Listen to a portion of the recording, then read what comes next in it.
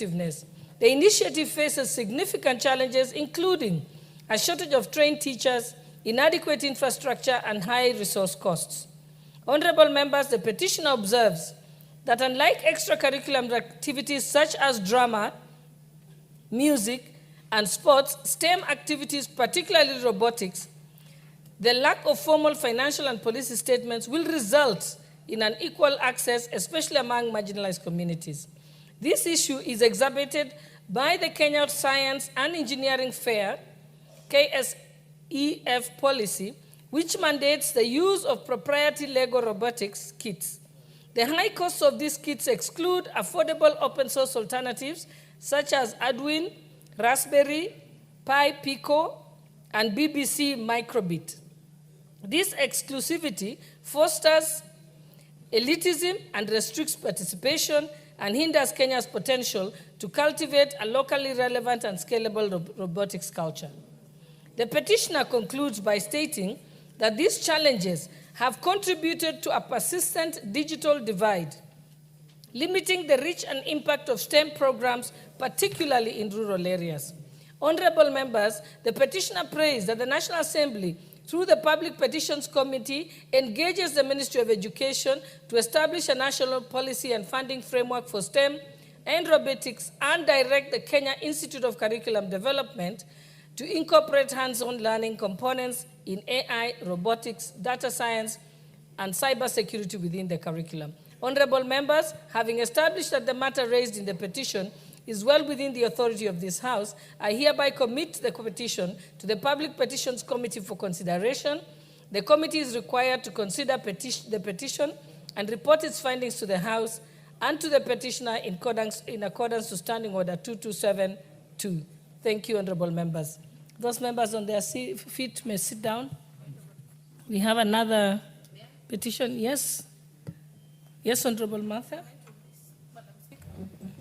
Madam Speaker, maybe just to get your guidance whether we can comment on this petition or we wait for you to go through the other.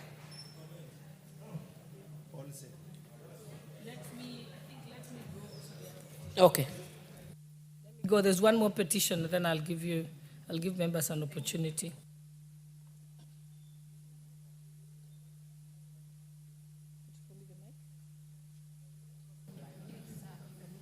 Honorable members, Article 119 of the Constitution accords any person the right to petition Parliament to consider any matters within its authority.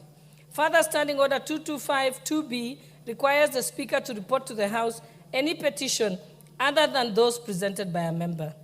In this regard, honorable members, I wish to report to the House that my office has received a petition from the National Secretaries General, Dr. Constantine Wesonga Opio, of the University Academic Staff Union, UASU, and Dr. Charles Mukwaya of the Kenya University Staff Union, KUSU, concerning failure by the government to provide funds for the implementation of the 2017-2021 collective bargaining agreement for over 30,000 employees of public universities and colleges, totaling 7,974,630,447.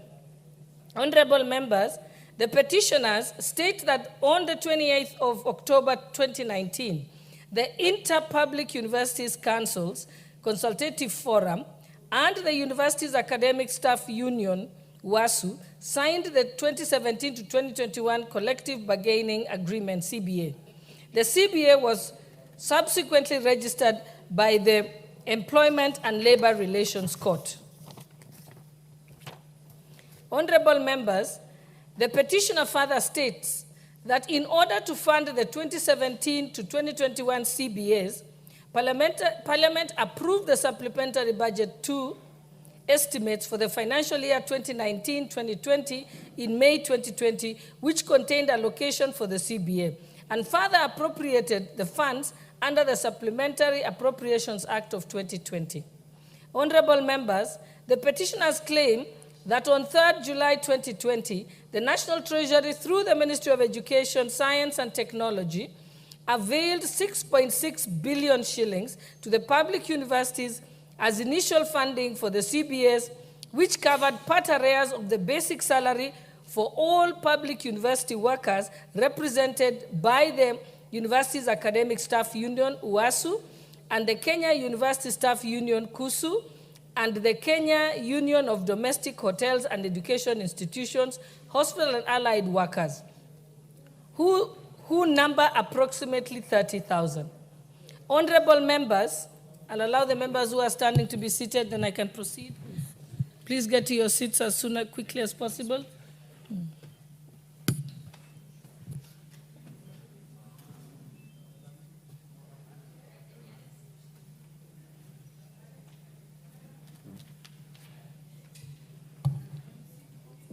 Honorable members, the petitioners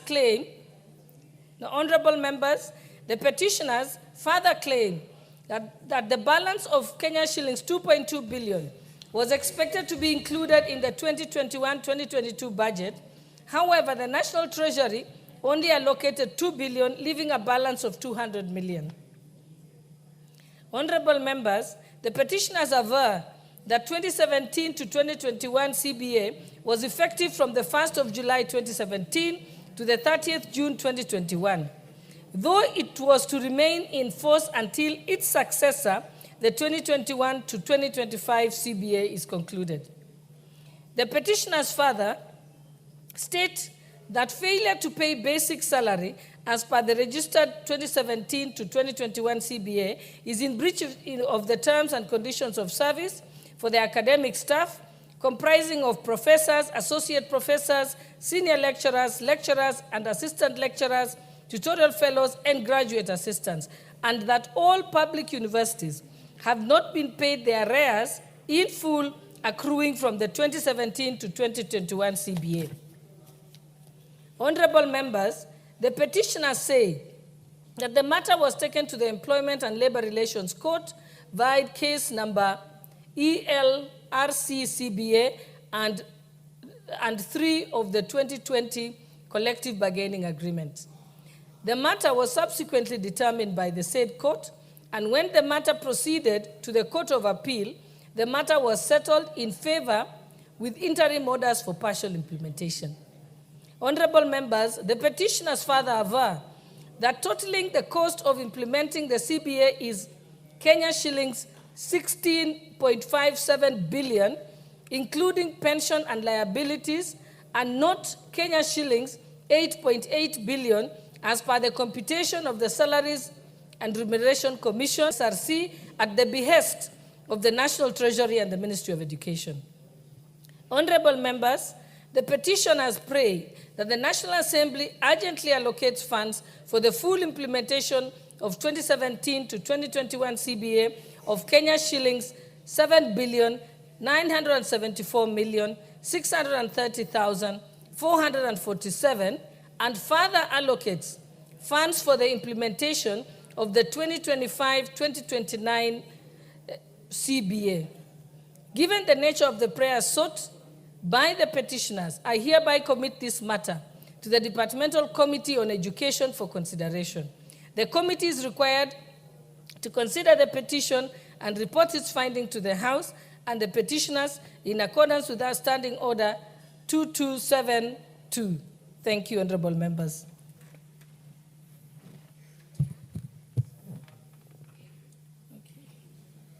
I think Honorable Martha had asked to make a comment on this, and then we'll go to Honorable Kangogo, then Honorable Hillary, and then Thank you. Honorable Thank you. Mikal. Thank you, Madam Speaker. I want to comment on the first petition and support the petitioners because, Madam Speaker, you know, it is very rare for us to even have the Ministry of Education here answering to a matter of funding of STEM. We have had them answer matters of extracurricular, matters of drama festival, basically the arts, Mr. Speaker, and you find that sciences very often are actually relegated to the edges and are left unfunded. And Madam Speaker, if you remember yesterday, the CS said they are reconsidering the policy on funding. And I think this petition has come at a very timely time when that review is being done. Madam Speaker, as a graduate and as an alumnus of the University of Nairobi School of Mathematics, I can confirm to you that over and over the years, the numbers are going down, and mostly for women, Madam Speaker. I remember in my class that graduated 07, of 40 of us in a classroom, less than 10 were women. So it means that it needs a lot of encouragement. And Madam Speaker, the encouragement we need is to put resources to ensure that we are also able to advocate for it. And Madam Speaker, I'll give you a live example of the support that we can give young men and women to enjoy STEM. Madam Speaker, we have hit the news recently with a young man called John Tingoi. John Tingoi comes from Gilgil, a fourth-year student in computer science in Chuka University. Madam Speaker, this young man we supported through CDF in Maranda High School. And Madam Speaker, this young man has gone to a competition organized by the World Quant Brain in 2025 International Quant Championship held in Singapore. Madam Speaker, this young man has come second runners-up out of 80,000 participants from 11,000 universities and from 142 countries, Madam Speaker, and put Kenya on the global map. That shows how much potential we have if we support STEM, if we support young students to choose. And Madam Speaker, right now we are dealing with pathways. If you look at the pathways that are being chosen by young people, and I say that because I have a JSS child in my house, one of my sons, you'll find that they are going more to arts and to sports and not picking STEM because the advocacy is not enough, the money is not enough, and also in terms of funding, it is not enough. So as the ministry considers the other areas, can the policy also include STEM specifically and encourage girls even more because opportunities are there? Thank you, Madam Speaker. Honorable members, I seek your indulgence because I see there's a lot of interest for comments on these two petitions. Allow me, for reasons best known to yourselves also, to deal with order number 8, order number 9, and order number 10, which only question to be put. Then we can revert back to order number 4. So read order number 8.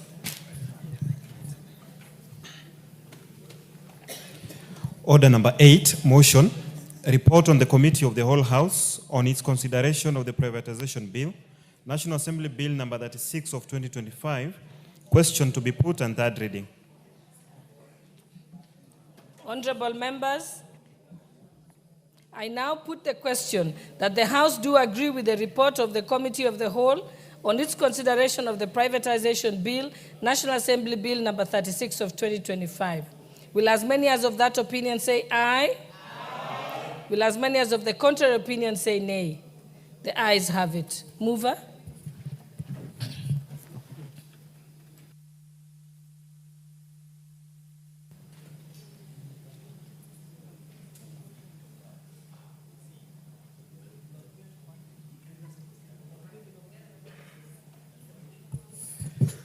Honorable Speaker, I beg to move that the privatization bill,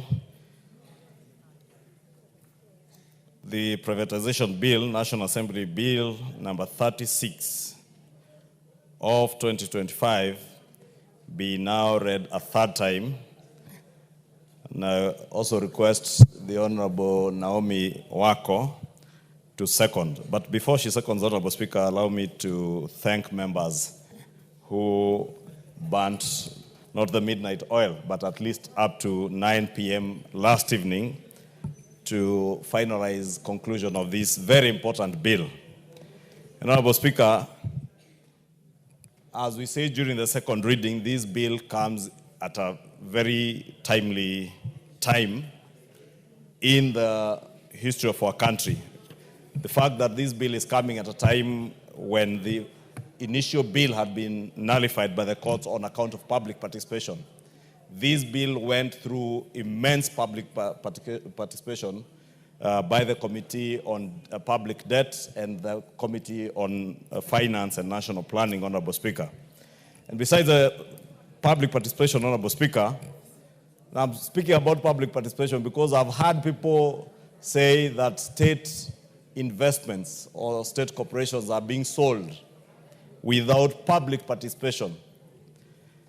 And one of the amendments that was proposed by the committee yesterday in Committee of the Whole House was a new clause 36A that obligates that even a privatization proposal, besides the privatization program, even the privatization proposal must now be approved by Parliament, so that even in law now we will have active public participation right from the proposal to the program. A new clause 76 that also amended the Public Finance Management Act also obligates government, again, Honorable Speaker, because those who have been speaking out there, and I have in mind the Wiper leader, Honorable Kalonzo Musyoka, because I have heard the Wiper leader say that we do not know where this money is going. I have heard the minority leader, deputy minority leader, Honorable Robert Mbui, say in press conferences, we do not know where this money is going to go to. The new clause 76, amending the PFM Act, obligates that any sale of shares will go to the consolidated fund. So those who are just speaking out there, Honorable Speaker, must know that now we are obligated by law that all this money, even what was in the bill was amended by the committee, that you cannot even have a special account that was interest-bearing to then later transfer within 90 days to the consolidated fund. See if the member for Naivasha would be in the House, or the member for Kajiado North, who I saw addressing a press conference out here on the IPO of Kenya Pipeline, but none of them were there. And you can see even now they are not here, Honorable Speaker. Honorable Speaker, the new clause 76 also speaks to the dilution of shares in state corporations. What's your point of order? And it must be a point of order, not just a nuisance, Honorable Thank Speaker. you, Honorable Speaker. Is it of our colleagues criticizing that they didn't bring the amendment? An amendment can be brought by will. Maybe they didn't want to bring. Is also part of protest. They are protesting out there, and they are protesting by leaving that amendment so that you do it the way you know.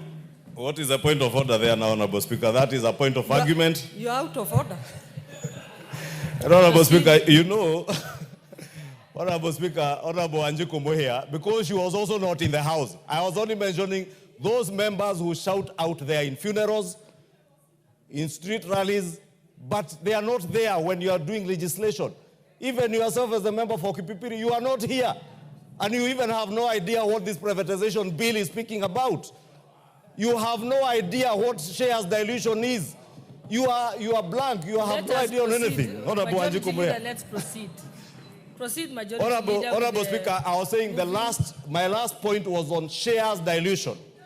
Because part of the privatization, Honorable Speaker, speaks to dilution of shares in state corporations. And we have made sure that today, if the state is even to dilute shares in any state corporation, for instance, we own, I think, about 35% of Safaricom.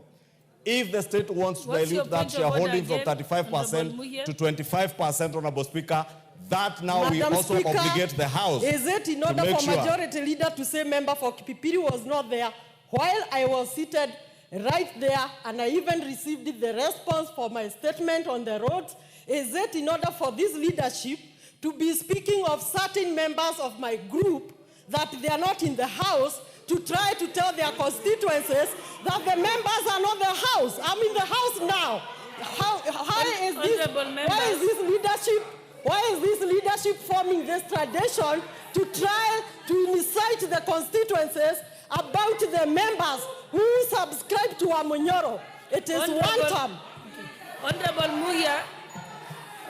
Muya, you have made your point. I think proceed Honorable to move. Speaker, Let Honorable us Speaker. restrain ourselves to the moving of the... Honorable Speaker, I was saying if you are to dilute shares, and I want Honorable Anjikumeya to listen to me.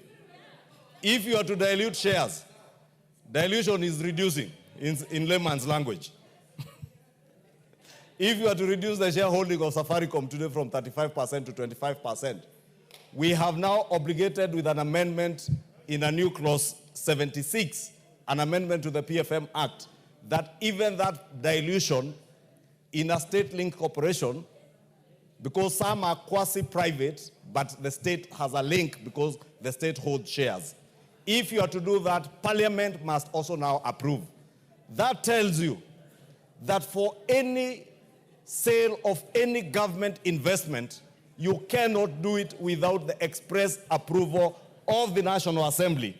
On behalf of the people of Kenya, that is part of the public participation, Honorable Speaker, that we are obligated, because when you involve the National Assembly, we are again obligated by the Constitution to make sure that in any of the processes that we do, we involve the public, and therefore public participation will be integral in the dilution, in the sale of any state investments, Honorable Speaker.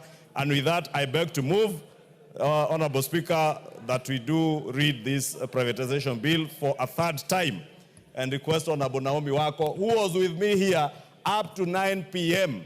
And I have no apologies, Honorable Speaker, when I say that members are not in the House. Honorable Anjiku Muhia was not here. Honorable Kibagendi was not here. The member for Kajiado was not here. Robert Mbui was not here. They are not all here. Even that radarless, clueless, visionless group, none of them were here. Thank you, Honorable Speaker.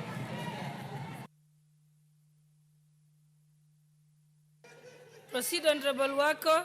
Honorable Speaker, I second this bill, which is very relevant and very timely, and also appreciate the members who supported and debated with a lot of passion, and it is our prayer that this will transform our country. Thank you, positively.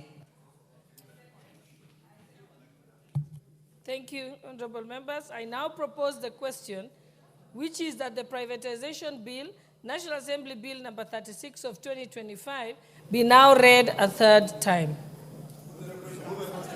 Thank you, honorable members. I therefore now put the question, which is that the privatization National Assembly Bill number 36 of 2025 be now read a third time. Will as many as of that opinion say aye? Aye. Will as many as of the contrary opinion say nay? The ayes have it. A bill for an act of parliament to provide for a regulatory framework for the privatization of public entities, to establish the privatization authority and for connected purposes. Order number 9, motion.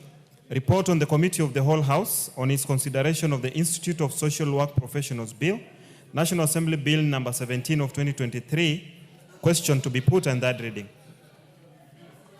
Thank you, honorable members. I now put the question that the House do agree with the report of the Committee of the Whole House on its consideration of the Institute of Social Work Professionals Bill, National Assembly Bill number 17 of 2023. Mover. And sorry, we haven't taken a vote. Will as many as of that opinion say aye? Aye. Will as many as of the contrary opinion say nay? The ayes have it. I could see Honorable Kimilu was very anxious and confused me. Honorable Kimilu, you may proceed to move. Honorable Speaker, I beg to move that the Institute of Social Workers Professional Bill, National Assembly Bill number 17 of 23, be now read the third time. I also request Honorable Millie Odhiambo to second, and before she second, I want to say something, Madam Speaker. I want to thank the House for the support. They supported this bill since we started, Madam Speaker. And I also want to thank the committee, which was resourceful to make sure that this bill goes through up to the third reading, and also the ministry, because, Madam Speaker, I've been working closely with all those parties, and they have done a good job. And I also want to thank some of the members, like Honorable Millie, who one day told me that her mother was a social worker. and having a concern with the social workers in this country, Madam Speaker, it is very important. So, Madam Speaker, I'm happy and I want to appreciate all those who take part of this bill, and also some lecturers from Nairobi University, St. Paul University, Catholic University, and other universities who contributed a lot for this bill to reach where it has reached today, Madam Speaker. And Madam Speaker, I thank everybody who stood with me to make sure this bill sees the light of the day, Madam Speaker, up to this far. And I want to assure Kenyans that social workers are on the safe hands with the framework and with having a law on this social workers professional bill, Madam Speaker. So I, request Millie, Honorable Millie Odhiambo, to second. Thank you, Madam Speaker. I want to second, and in seconding, I want to thank Honorable Kumilu for bringing this bill. I'm very passionate about social workers. As he says, my mother was a social worker, so I was raised by a social worker, and I saw the work she did firsthand. It was excellent work for the community and for the public, and we must honor social workers wherever they are. Thank you, and I do second.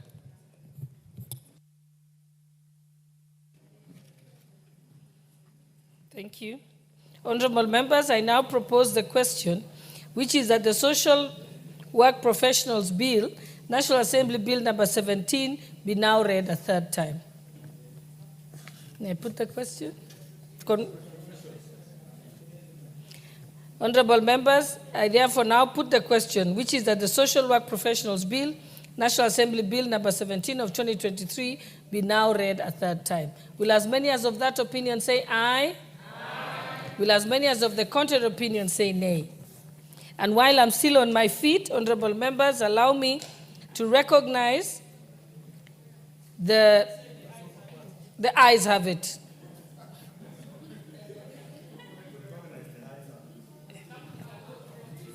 I'll just take it again for avoidance of doubt. I therefore put the question, which is that the Social Work Professionals Bill, National Assembly Bill number 17 of 2023, be now read a third time. Will as many as of that opinion say aye? Aye. Will as many as of the contrary opinion say nay? The ayes have it. And while I'm on my feet, I will recognize the presence of the following schools who are seated in the public gallery. Mukuru Transformers Secondary School from Embakasi South Constituency, Nairobi County. And we also have Kaimu Comprehensive Mixed Secondary School from Mwala Constituency, Machakos County. We also have Esoit Sampu Primary and Junior School from Kajiado East Constituency, Kajiado County. We also have Kiplagich Secondary School from Kerusoi South Constituency, Nakuru County. And those members, okay, it's written Kiplagich. So it's Kiptagich. Okay, got it. Kiptagich Secondary School from Kerusoi South Constituency, Nakuru County. Such at times always get the spelling right. A bill for an act of parliament to provide for the establishment of the Institute of Social Work and the Social Work Professionals Board, to provide for the examination, registration, and regulation of the standards and practice of social work professionals, and for connected purposes. You want to speak? Order number 10, motion, consideration of the 7th report of on the examination of financial statements of selected state corporations. Question to be put. I'll allow the member from Kajiado East to welcome the schools before we proceed to motion 10 to put the question. Give him the mic. Thank you, Madam Speaker. I'm the member for Kajiado Central, but I want to welcome the school from Kajiado East on behalf of their area MP, who is not in the house today. He's dealing with some unfortunate incident in Isinya, some tribal skirmishes, which is very unfortunate. But let me take this opportunity to welcome the students from Kajiado East to Parliament and ask them to work hard in their studies And the sky is the limit. These members who are here have not taken any other route than the route that they're taking today. So I welcome all the students in the house. Karibuni Bunge. Thank you on behalf of the entire House for welcoming our guests. And now, honorable members, I now put the question that this House adopts the 7th report of the Public Investments Committee on Social Services, Administration and Agriculture on its examination of the financial statements of the following state corporations, laid on the table of the House on Wednesday, 13th August 2025. 1. The National Syndemic Diseases Control Council, formerly National AIDS Control Council, for the financial year 2017-2018 and 2023-2024. 2. The National Social Security Fund for the financial years 2021 and 2022 to 2023 to 2024. And 3. The National Cancer Institute of Kenya for the financial years 2019 and 20 to 2023 to 2024. And lastly, the Child Welfare Society of Kenya for the financial years 2015, 2016 to 2018 to 2019. Mover.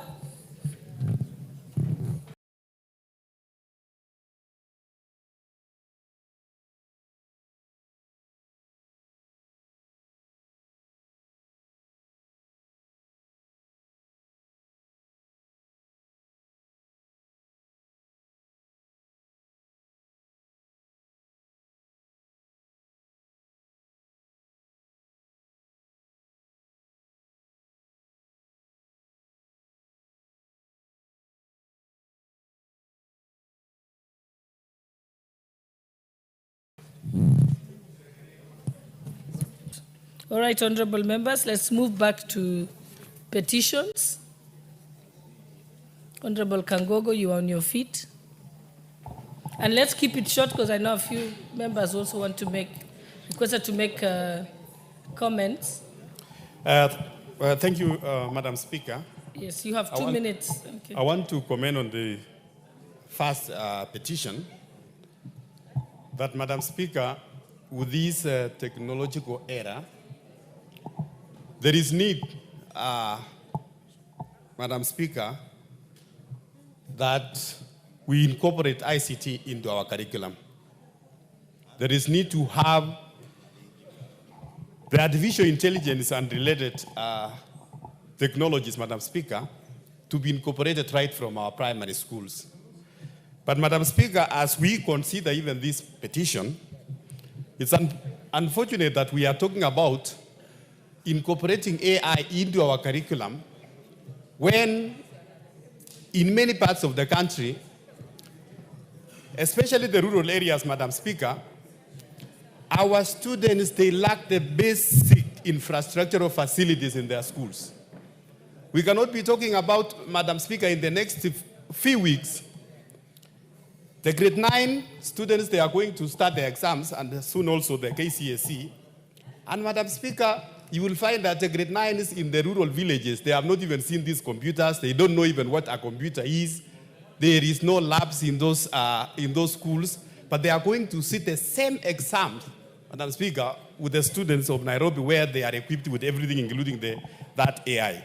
So, Madam Speaker, even as we focus about looking into the curriculum, we must focus first developing the infrastructure, building the schools. Some students in parts of Kenya, Madam Speaker, they are still landing under the trees. So, as I support this petition, Madam Speaker, I want to ask our colleagues, members of parliament here, and even the government, let's focus first the infrastructure and build the classes for our students, especially in the rural villages. Thank you.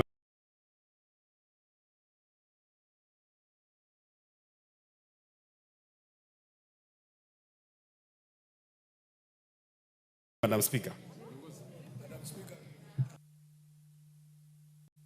Remember, 2 minutes. Thank you, Madam Speaker. I also rise to support this petition, Madam Speaker, and while at it, Madam Speaker, I want to call on this House and probably the conscience of the Kenyan people to relook at the entirety of our education system, Madam Speaker, even as we transition to the competency-based education and the STEM. Madam Speaker, the component of agriculture is given a narrow line within the STEM subject. And Madam Speaker, we live in a country where our entire youth and our education system, we were told that agriculture is the backbone of our country. And the story ended there, Madam Speaker. We did nothing to make sure that we inculcate agriculture properly into our systems, Madam Speaker, so that we ended up having students going to study unhelpful degrees, where you find students graduating with degrees in anthropology, Madam Speaker, degrees in CRE, that cannot provide any meaningful job opportunities, Madam Speaker. And as we have transitioned to the STEM, we are also giving a narrow line to agriculture, Madam Speaker. And the Gen Zs who are growing up in this system of education, Madam Speaker, none of them is interested. Allow the member to make his point of order. What's your point of order? Madam Speaker, the honorable member has stood on his feet to say that the subjects that brought us to this house, there is the arts, the thinking subjects, are not useful subjects. Madam Speaker, we all support science, but we don't want people to stop thinking just because we want technocrats. We are here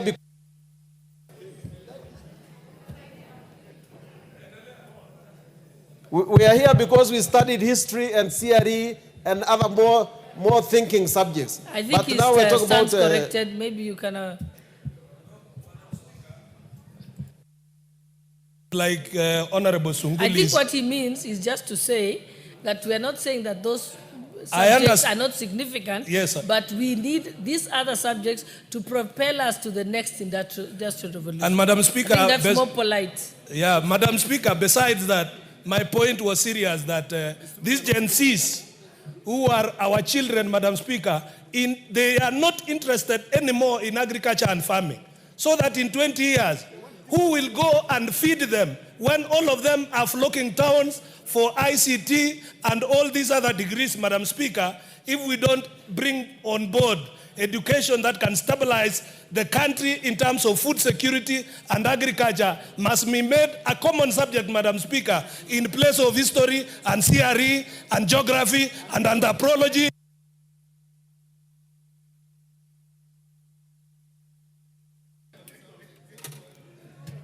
I think the next one was who? Okay, Honorable Nikal, I remember, yeah. Thank you, Madam Speaker. I rise to support petition number 2. Madam Speaker, our lecturers have been on strike for a long time. Our kids are on the streets. But as the petition committee looks at this, there's one point that stands out, that these bargaining agreements are actually made and years later they have not been agreed to. And we would like the committee to look at why is it that we make collective bargaining agreements and then end the strikes or get an agreement with workers and then we do not adhere to them. Every time there's a strike, you hear there is the collective bargaining agreement was made years earlier. Number 2, during this strike, there's been a very interesting information where the lecturers are, the fact they're stating are totally different from what the ministry is stating. And yesterday when the minister was here, it was also very evident that the information the minister had is totally different from what we know on the ground.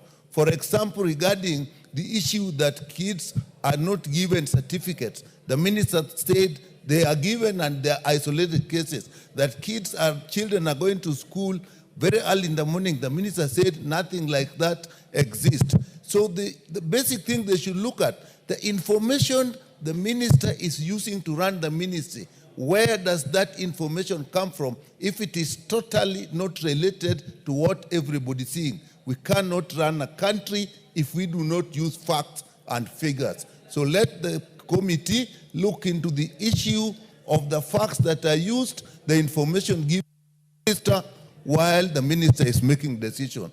Thank you, Madam Speaker. Honorable members, allow me to, before we continue, to recognize the presence of this school, which is seated in the public gallery, Ngarwa Rironi Primary School from Kipipiri constituency, Nyandarua County. And I'd allow Honorable Wanjiko Muhia, member for Kipipiri, to welcome them on behalf of the National Assembly. Thank you, Honorable Speaker. I take this opportunity to welcome all the schools in the Speaker's Gallery and the public gallery to the National Assembly. This is the 13th Parliament of the 13th National Assembly where we make laws, where we have different opinions, and this is a very good house. I would pray that you read hard, and when you aspire to be leaders, you come and serve here one time. In a special way, I recognize Ngarwa Rironi Primary School. Honorable Speaker, this is the best primary school in Kipipiri, which has been doing very well and taking many students to the best high schools like Alliance and the rest. I also welcome them. Thank you.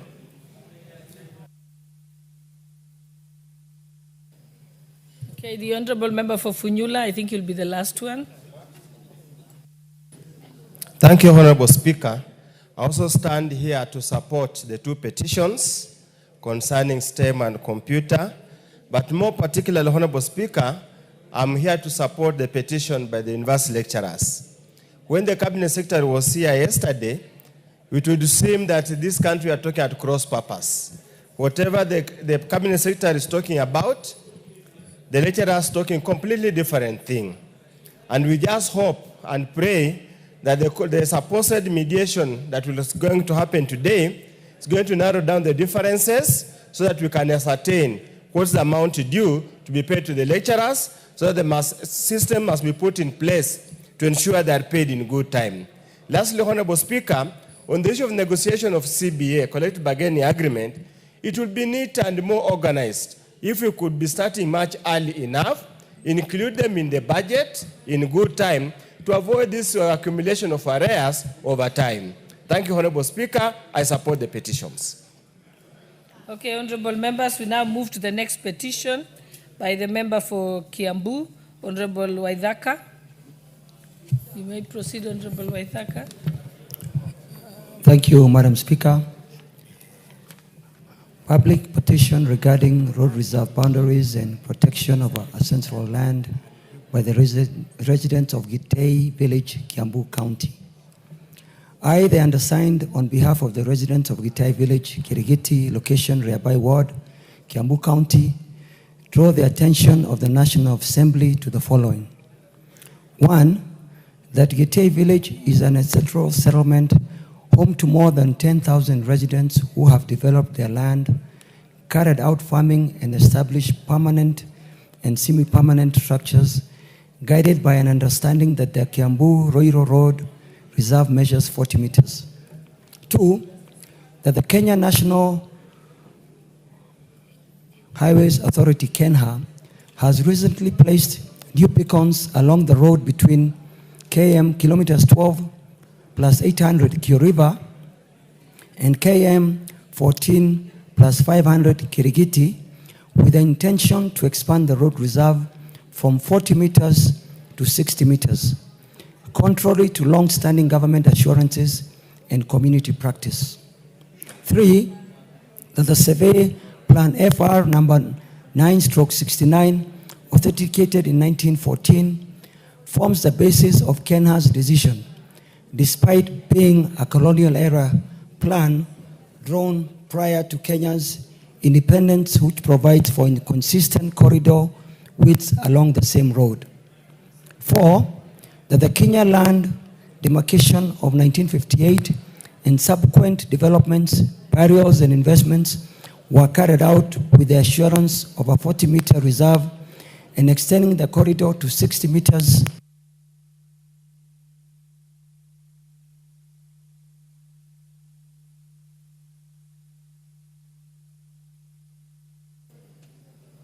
Give him the mic.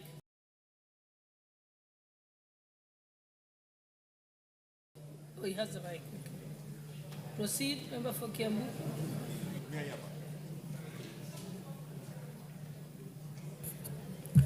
Yeah, about that.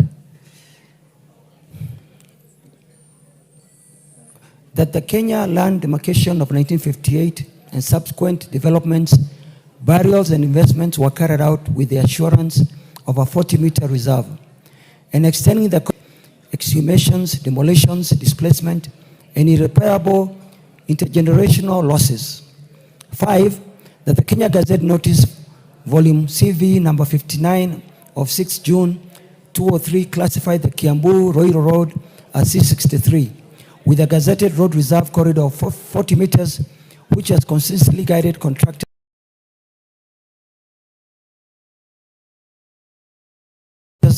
and residents since independence.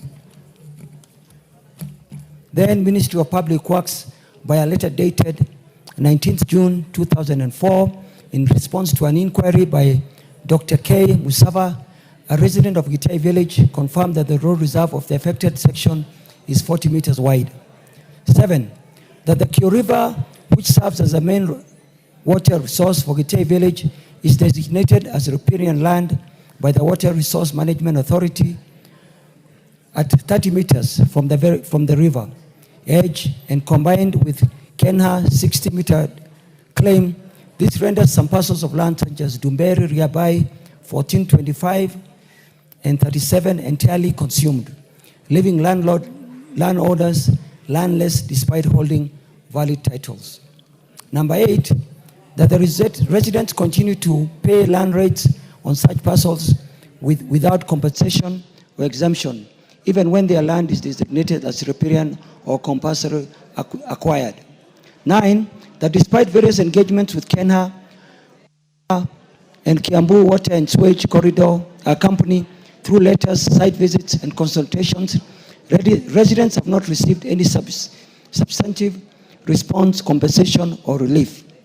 And 10, that the matters raised in this petition are not pending before any court of law, constitution, or legal body. Therefore, Madam Speaker, your humble petitioners pray that the National Assembly, through the Public Petitions Committee, 1, directs the immediate review and revocation of reliance on survey plan FR number 9/69, 1914, and adoption of current status gazette notices, and recommends for gazettement of the road reserve between kilometers 12 plus 800 Kio River and kilometers 14 plus 500 Kirigiti as 40 meters to ensure uniformity with the rest of the Kiambu Roiro Road corridor. Number 2, recognizes and protects valid certificates of title holders, particularly where road reserve and riparian land overlap with special attention to Ndumberi Riabai parcels 14, 125, and 337. 3, ensures that adequate, equitable, and transparent compensation for any compulsory acquisition of land is carried out through a meaningful public participation and legal due process. And 4, makes any other recommendations it may deem appropriate to address the plight of the petitioners.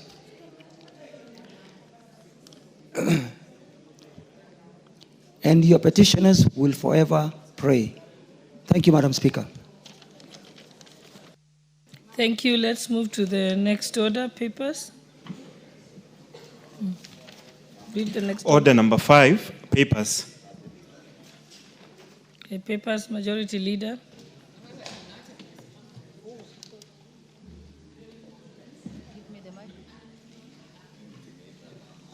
Proceed, Honorable Wako. Honorable Speaker, I beg to lay the following papers on the table of the House today, Thursday, October 9, 2025.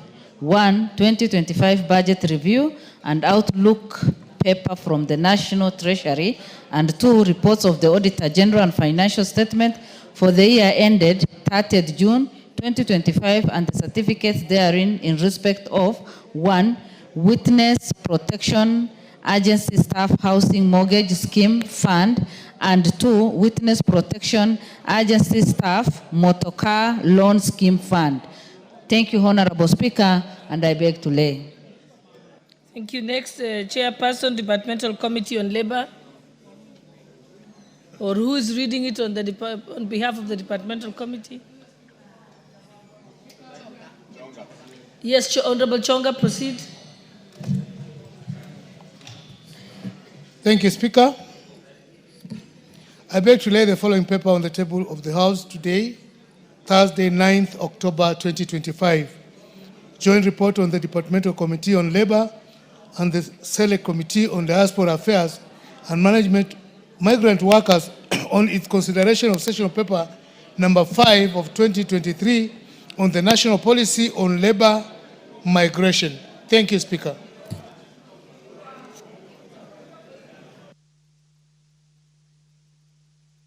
Thank you. Next is member for the Departmental Committee on Justice and Legal Affairs on behalf of the chairperson, Honorable Stephen Mogaka. That's what I have on the order. You may proceed, Honorable Mogaka. Thank you, Madam Speaker. Madam Speaker, I beg to lay the following paper on the table of the House today, Thursday, the 9th October, the year of the Lord 2025. Report of the Departmental Committee on Justice and Legal Affairs on its consideration of the Sexual Offences Amendment Bill, National Assembly Bill number 78 of 2023. I beg to lay the same. Thank you, Madam Speaker.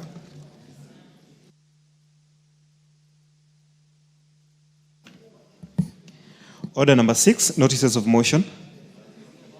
The Honorable Chairperson for Departmental Committee on Labor, or on their behalf.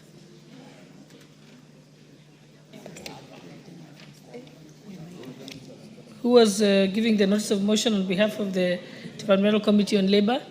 Oh, proceed. You moved from where you were sitting. No, I've just laid the paper. Oh, so you had to rush. Okay. So I decided not to go back. Okay. Okay, thank you.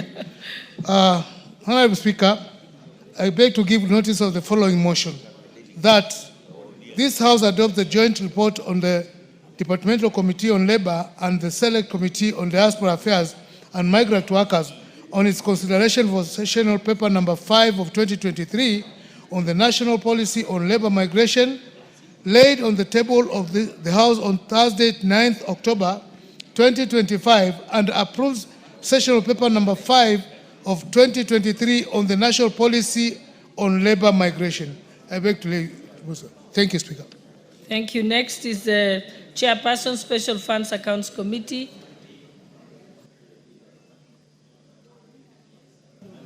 You have to stick to your chair because then I look for you. Thank you. Sorry.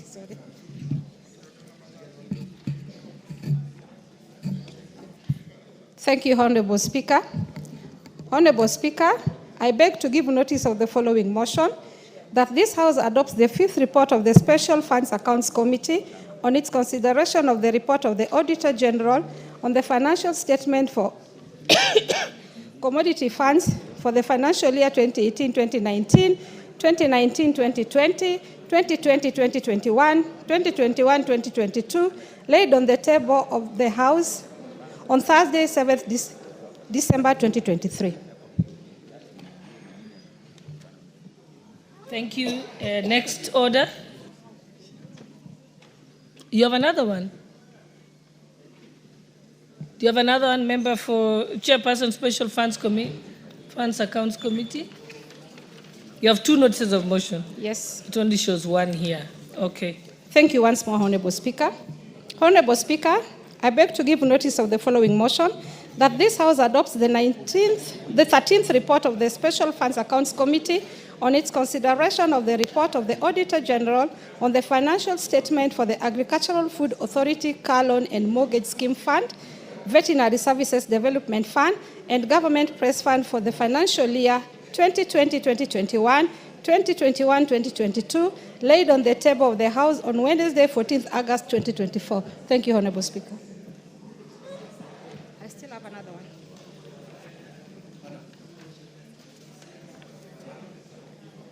Seem to be a longer list. Yes, I have so many, Honorable Speaker.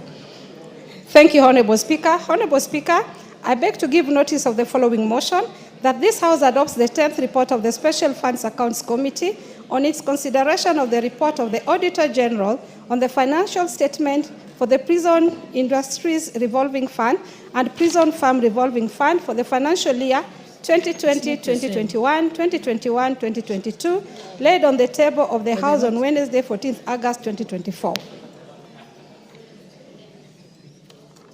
Honorable Chairperson, you can just read the opening and then just list down all of them. Wow. It will be page after page. Because you've gone to F. So I think go from... Honorable Speaker, there are different funds.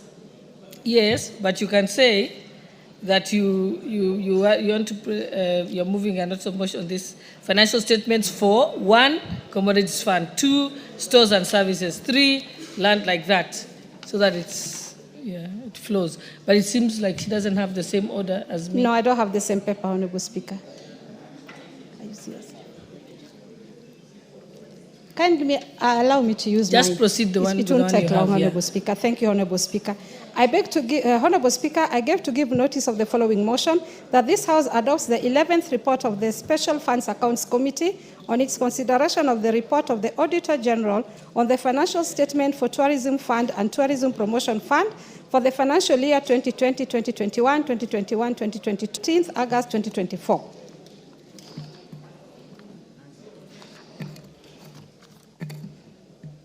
Honorable Speaker, I beg to give notice of motion.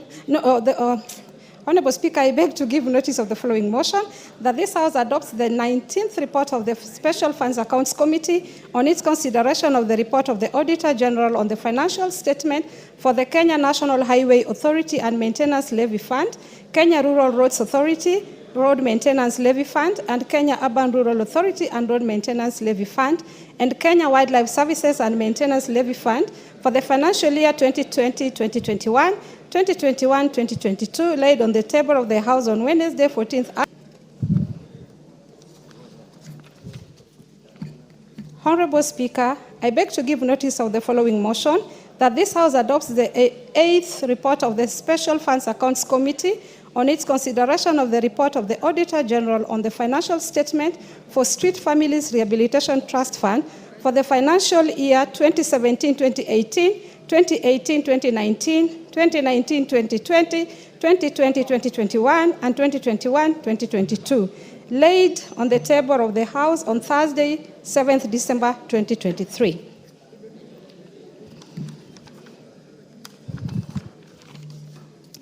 Honorable Speaker, I beg to give notice of the following motion, that this House adopt the 7th report of the Special Funds Accounts Committee on its consideration of the report of the Auditor General on the financial statement for the Land Settlement Fund for the financial year 2020-2021 and 2021-2022, and the Railway Development Fund holding account for the financial year 2017 to 2018, 2018 to 2019, 2019 to 2020, 2020, 2021, 2021, 2022, laid on the table of the House on Thursday, 7th December 2023. Honorable Speaker, I beg to give notice of the following motion, that this House adopts the 6th report of the financial report of the Special Funds Accounts Committee on its consideration of the report of the Auditor General on the financial statement for the Stores and Services Fund for financial year 2020-2021, 2021-2022, and Occupational Safety Health Fund for the financial years 2020-2021, 2021-2022, laid on the table of the House on Thursday, 7th December 2023. Thank you, Honorable Speaker, for your patience. Has she completed all of them? Yes. I was trying to tick them. She's finished all of them. Okay. Okay, move to the next order. Order number 7, questions and statements. Okay, we'll start with the statement, the traditional statement, the traditional Thursday statement by the Leader of Majority.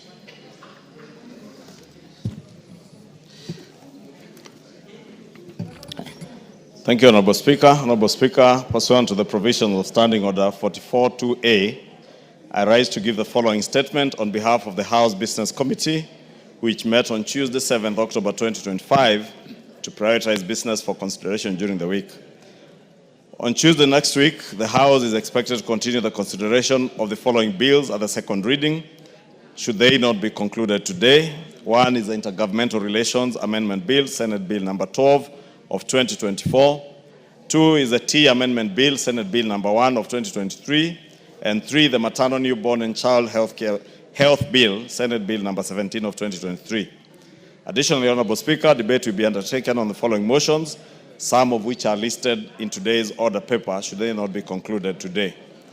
One, consideration of sessional paper number 5 of 2024 on the National Green Fiscal Incentives Policy Framework. Two, consideration of reports of the East African Legislative Assembly at the 4th meeting of the 2nd session of the 5th Assembly. Three, consideration of the privileges and immunities, the Global Center for Adaptation Order of 2025. 4 is consideration of the Comprehensive Economic Partnership Agreement between the Republic of Kenya and the United Arab Emirates. 5 is the first report on the status of implementation of the Constitution by 3 commissions. And 6, report on the audited accounts for the Judiciary Mortgage Scheme for the financial years 2011, 2012 to 2021, 2022. Honorable Speaker, in accordance with the provision of Standing Order 42A, 5 and 6, I wish to convey that the Cabinet Secretary for Health, the Honorable Aden Bare-Duale, is scheduled to appear before the House on the afternoon of Wednesday, 15th October 2025, to respond to the following questions. One, question number 050 of 2025 by the member for Kirinyaga Central, the Honorable Joseph Gitari MP, regarding the reasons why the administrator of the National Police Service Medical Insurance Scheme, MS Medical Administrators Kenya Limited, does not allow its beneficiaries to select their preferred hospitals for medical services.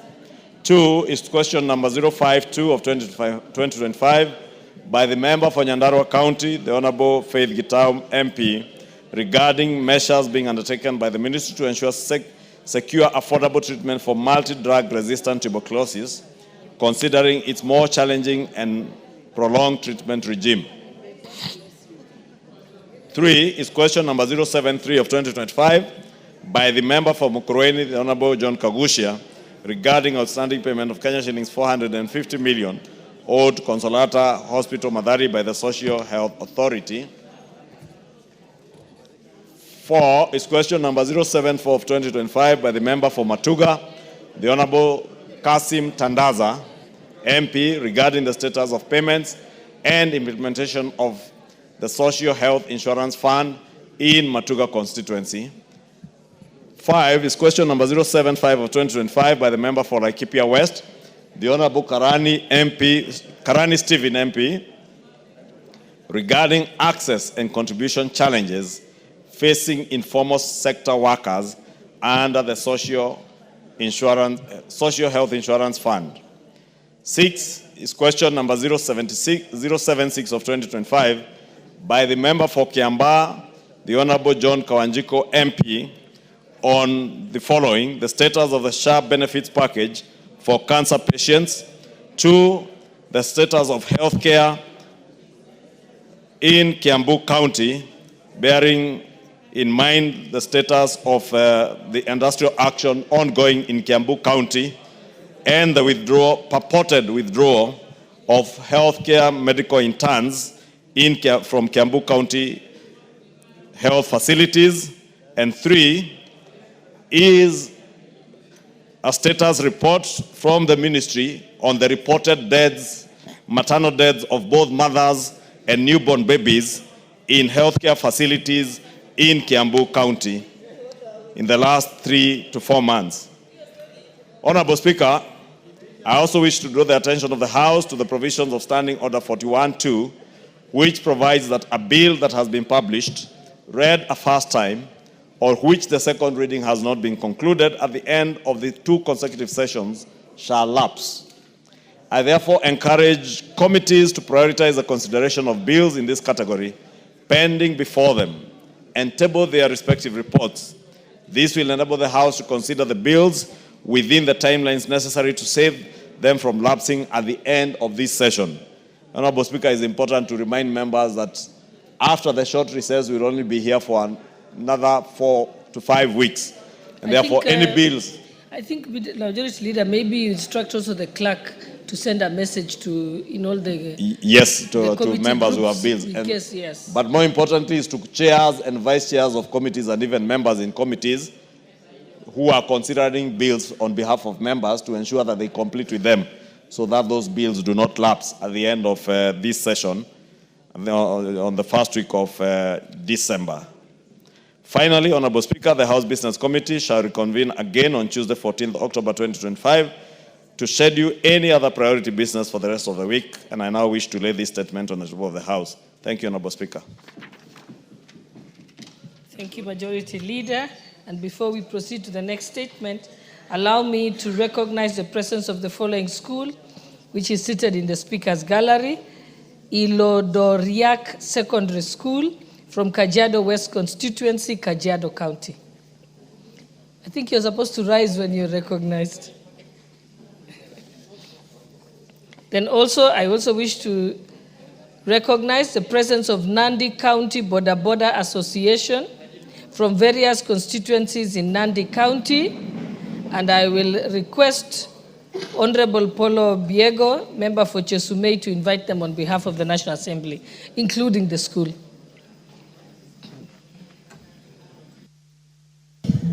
Thank you, Madam Speaker, for giving me this opportunity. And I rise on behalf of this House to actually welcome everybody who is a visitor to this House, the schools coming from various parts of the country, and also the Boda Boda team coming from Nandi County. Thank you so much, Madam Speaker, because we know that Boda Boda people play a major role in our communities. And I would like to just tell the Boda Boda people here that Parliament is considering bills to improve safety, such as requiring registration, GPS tracking, uniform wear, membership in SACCOs, while also receiving petitions from riders themselves seeking to regulate the sector and protect digital riders. I would also want to put to the attention, Madam Speaker, that there are so many other good things that are happening, and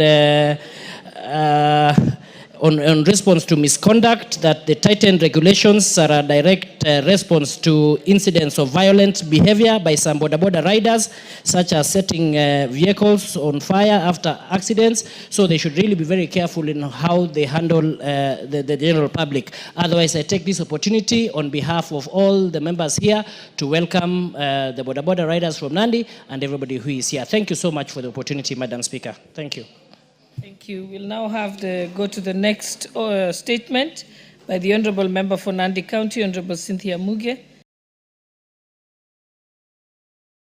You may proceed.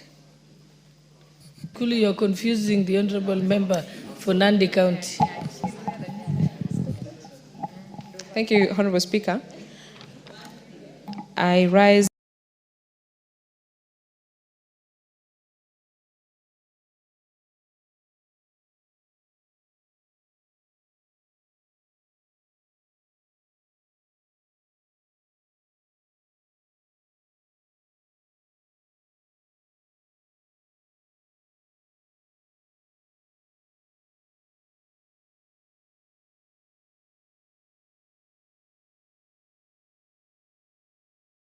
pursuant to the provisions of Standing Order number in the tragic killing of two people, that is Mr. Joachim Kiprotich of ID number 361998880 and one Mr. Robert Kipruto number 361998880 and one Mr. Robert Kipruto Rugut of ID number 38328399.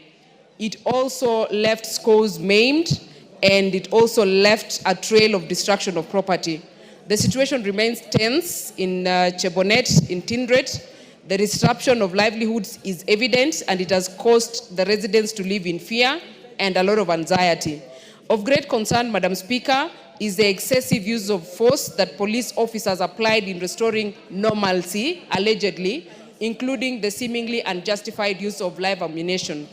Honorable Speaker, the spate of violence in Kimwani Chebonet area is attributable to historical disputes over land that was previously owned by Agricultural Development Corporation, that is ADC, and which is believed to have been irregularly leased. It has been subleased and also allocated to private owners.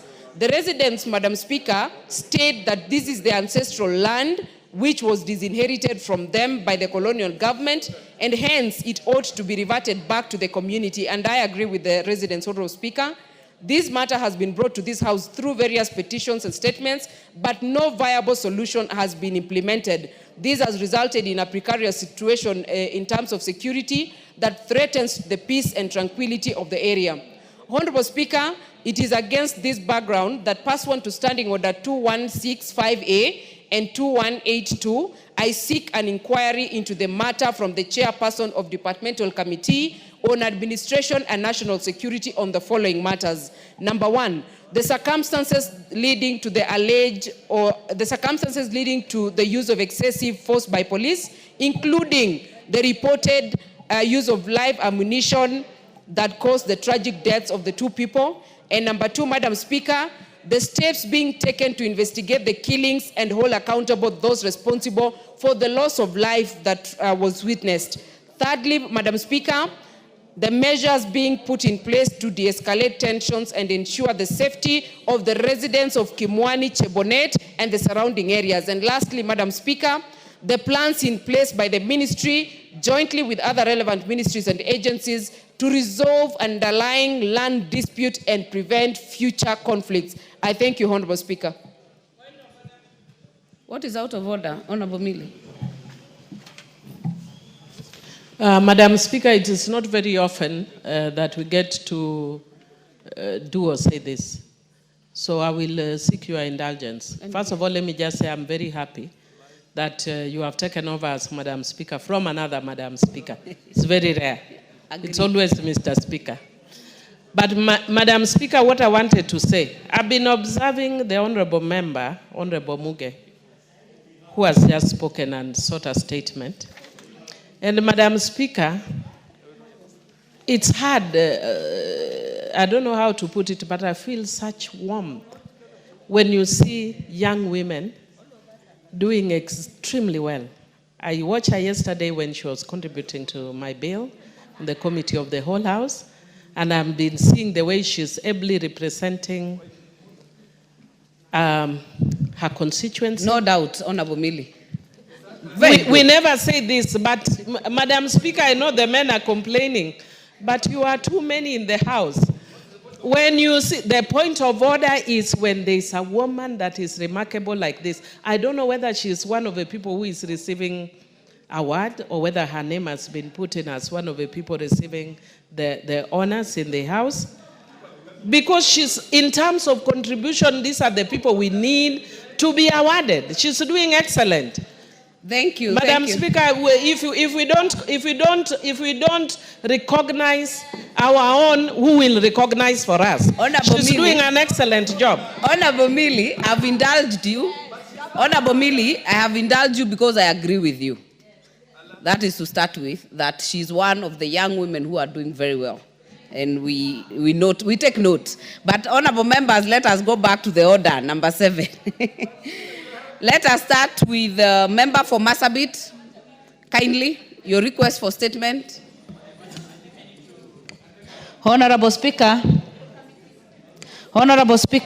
pursuant to Standing Order 44-2C, I rise to seek for a statement from the chairperson of Departmental Committee on Administration and Internal Security regarding disappearance of one Mr. Jilo Guyoboru of ID number 219-26678. Honorable Speaker, Mr. Jilo Guyoboru was allegedly abducted on 22nd September 2025 between Dambala Fachana area and Sololo Makutano Center while returning home from work.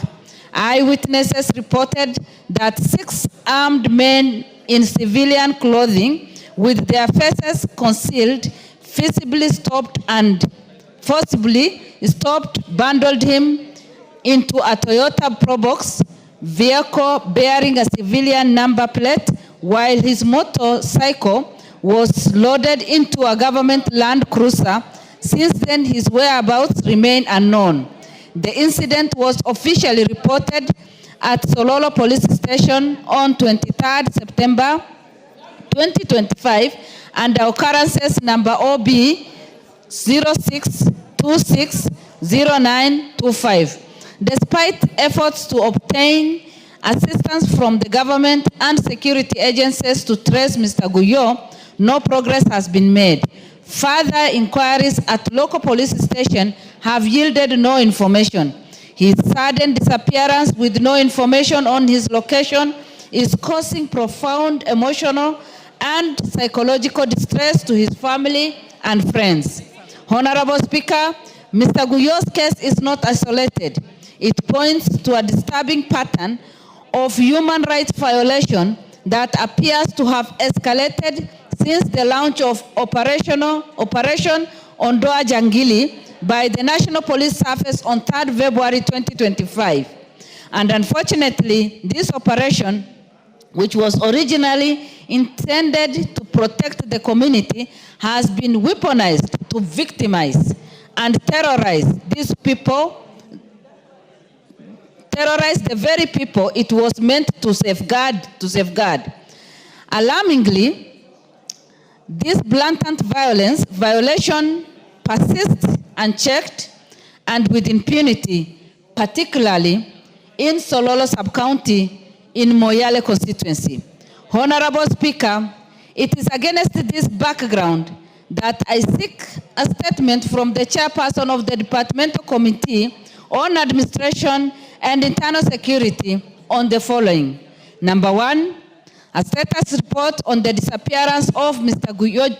Jilo Guyo Boru of ID number 219-26678 and investigation by the police into this incident as reported under OB number 06-23-09-2025.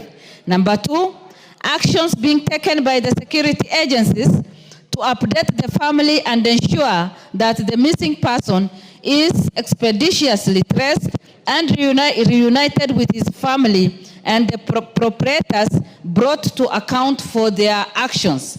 And lastly, measures put in place by the Ministry of Interior and National Administration to ensure the safety of residents of Sololo Sub-County and Moyale at large, Moyale constituency at large in Marsabit County, including safeguards to ensure the Operation Ondoa Jangili is executed within the principles of the rule of law. Thank you, Honorable Speaker. Very well. Chairman, Administration and Internal Security. How long do you need for both this one and the statement by Member for Nandi? Thank you, Madam Speaker. And I agree your judgment. Both the statements or other statements were not in the order paper, but you are within your right to allow. Madam Speaker, on the issue of the Honorable Naomi, I want really to say the issue of urgency, and I will take for 1 week. Next week, Thursday. Next week, Thursday. If not a conclusive one, at least a preliminary response. Yes. On the second question, Madam Speaker, the question being sought by the Member of Parliament for Nandi, Cynthia Muge, I need your indulgence, Madam Speaker, because looking through the so-called statement, it is requesting for an inquiry, Madam Speaker. So maybe I need your indulgence because you know an inquiry is not a statement, an inquiry is not a question. So maybe I need first your indulgence whether is it the really week an inquiry after recess? Or a statement? I'm saying, is it an inquiry? You know what it is a statement. The Speaker has approved it as a statement. Madam Speaker, an inquiry. Maybe we need to confirm from the member. It's an inquiry. She's here, Madam Speaker. The statement is here with me. It is against this background that pursuant to Standing Order number 2016, I seek an inquiry.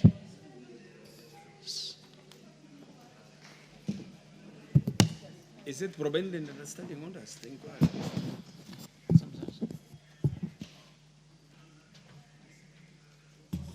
You can't seek an inquiry.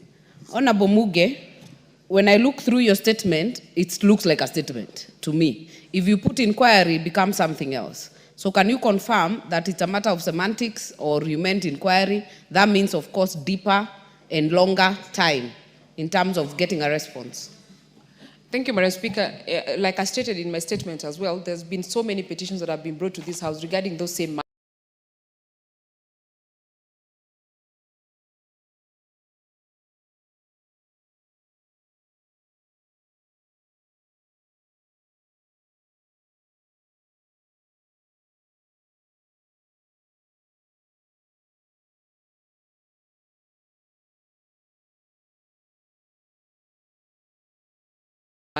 And we have no tangible response to them.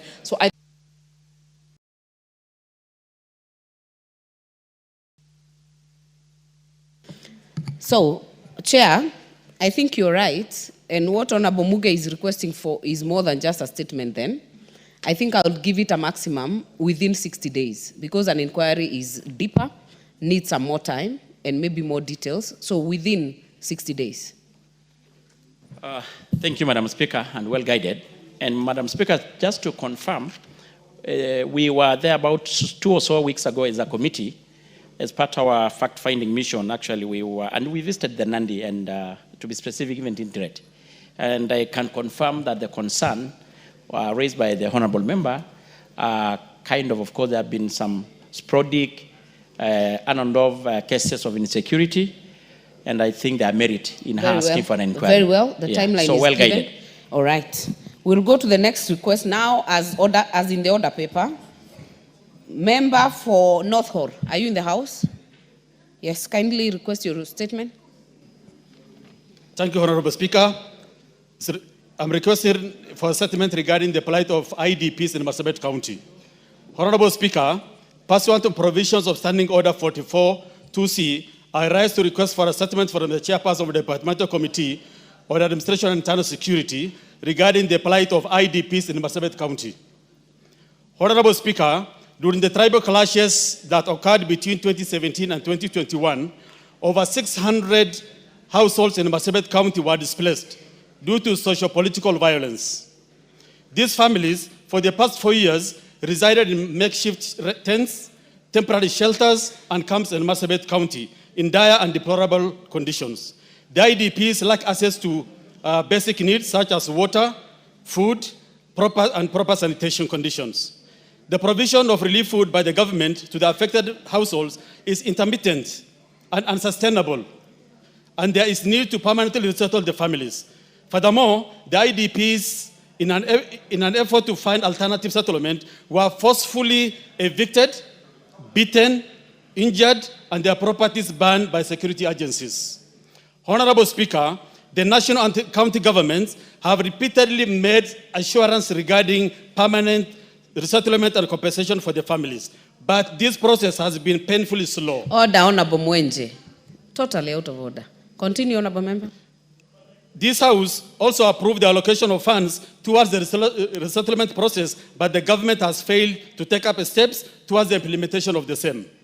The continued delay in resettlement, rehabilitation, and reintegration of the IDPs in Marsabit is a crisis that needs to be addressed urgently. Honorable Speaker, it is against this background that I request for a statement from the chairperson of the Departmental Committee of Administration and Internal Security on the following. Plans by the Ministry of Interior and National Administration to expedite and conclude the process of resettlement, rehabilitation, and reintegration of the IDPs, including specific timelines for the resettlement and compensation process. And finally, specific measures being implemented to restore and sustain long-lasting security in Marsabit County. Thank you, Honorable Speaker.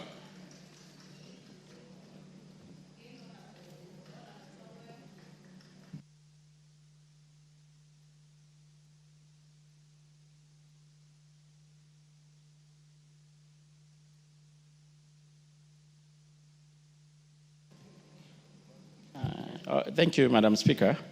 Once again, Honorable Speaker, aware that we are going for recess, possibly next week, maybe allow me to do 1 week immediately we resume from recess.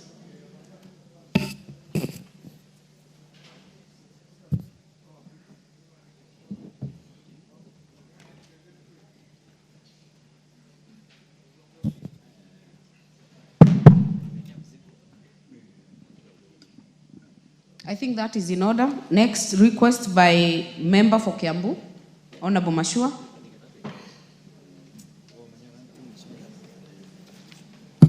Thank you, Honorable Madam Speaker. Pursuant to the provisions of Standing Order 44-2C, I rise to request for a statement from the chairperson of the Departmental Committee on Defense, Intelligence and Foreign Relations regarding the delayed payment of a subcontractor for the works undertaken in construction of the Environmental Conservation Gallery at Uhuru Gardens by the Ministry of Defense. Honorable Speaker, Joathwang Enterprises Limited was subcontracted by China Yunwing Company Limited to undertake construction of an environmental conservation gallery at Uhuru Gardens under the supervision of the Ministry of Defense. The works commenced in February 2022, where the subcontractor was able to successfully complete the foundation works. However, immediately after the 2022 general elections and the subsequent change of regime, the project was halted before completion. Despite having fully discharged its contractual obligations in good faith, Joathwang Enterprises Limited has to date not received payment for the works executed.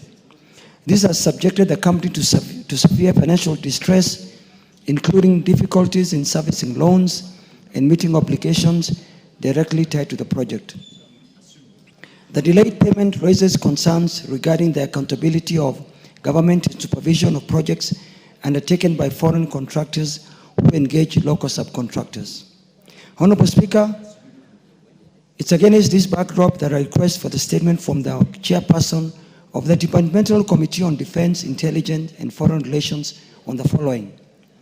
1, a report on the contractual arrangements between the Ministry of Defense, China Yunwing Company Limited, and Joathwang Enterprises Limited in the Uhuru Gardens Environmental Conservation Gallery project, including the obligations of the Ministry in ensuring payment of the subcontractors.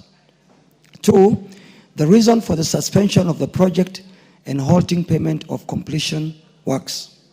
3, measures taken by the Ministry of Defense to ensure that Joathwang Enterprises Limited and other subcontractors are paid for works already completed. And 4, a clear timeline within which payment shall be effected to protect Kenya's subcontractors from unfair treatment in government projects. I thank you, Honorable Speaker. Very well. I don't see the chair for defense, neither the vice chair. And on that case, I will task the minority whip, Honorable Millie Odhiambo, who is a member of that committee, that we get the response the first week after we resume from recess. Very well. Next one by member for Wajir West. Are you in the house? Yes.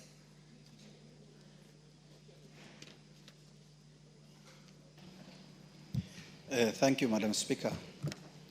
Honorable Speaker, pursuant to the provisions of Standing Order 44-2C, I wish to request for statement from the chairperson of the Departmental Committee on Justice and Legal Affairs regarding compensation of Wagala massacre victims.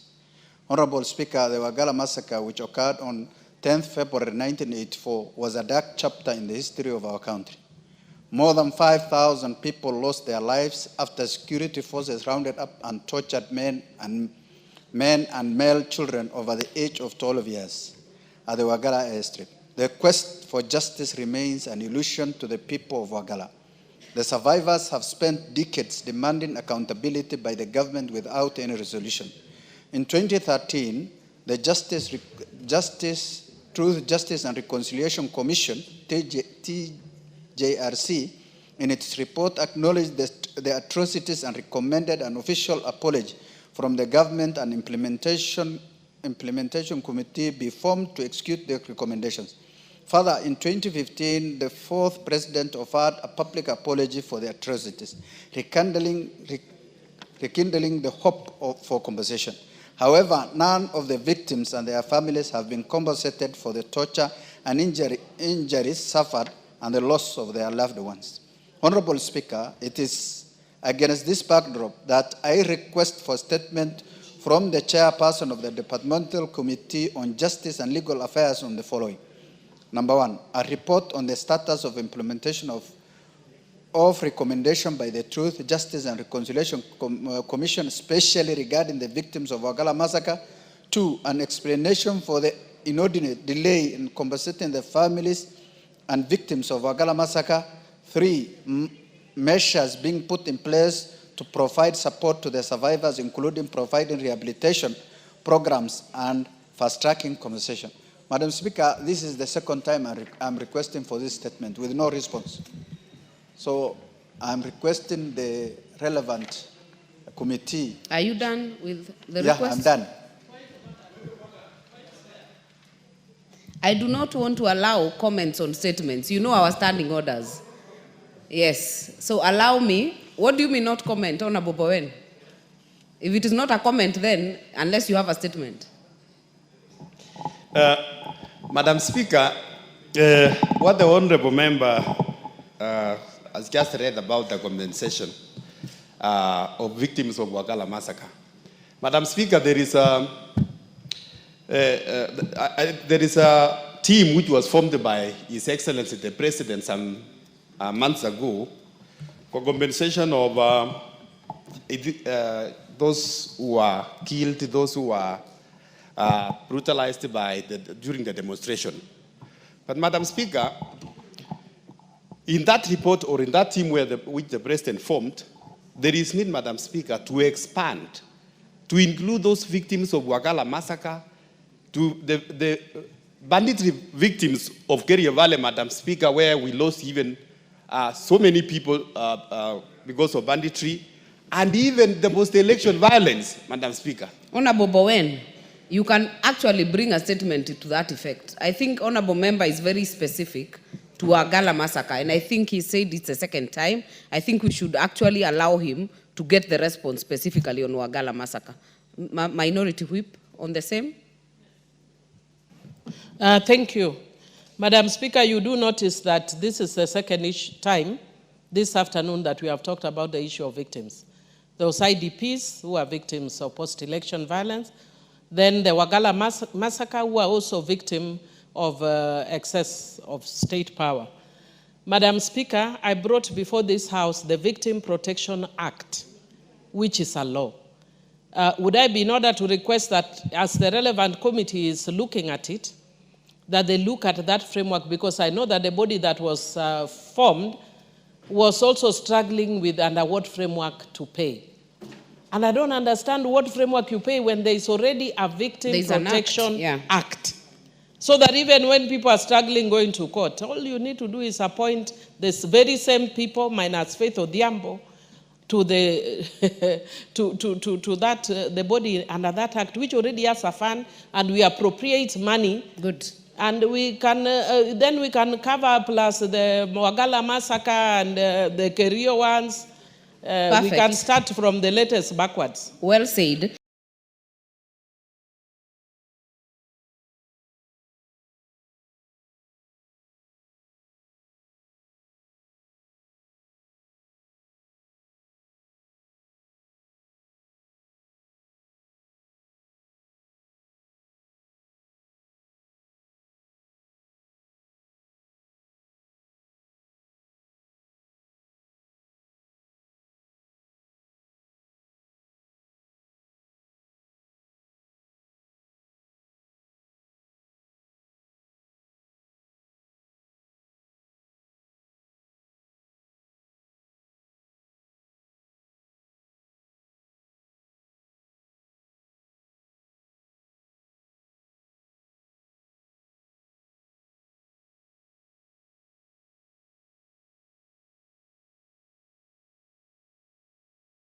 I think the chair is well. Where has the chair disappeared? To bring a statement, I mean the response to for this specific statement. JLAC, it's already committed to JLAC. JLAC, do we have the chair? No? Member? TJ? You're a senior member of that committee. Can you hold brief for your chairman? For a moment, I thought my party leader here was propping me for failure. But yes, I can hold brief for my... The first week after we come from recess? Yes. Thank you. That's all right. Member for Kipipiri?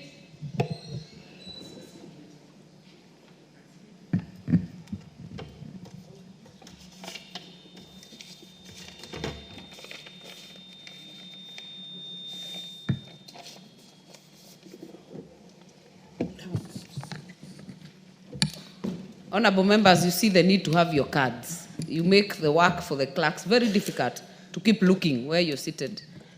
True, Honorable Speaker.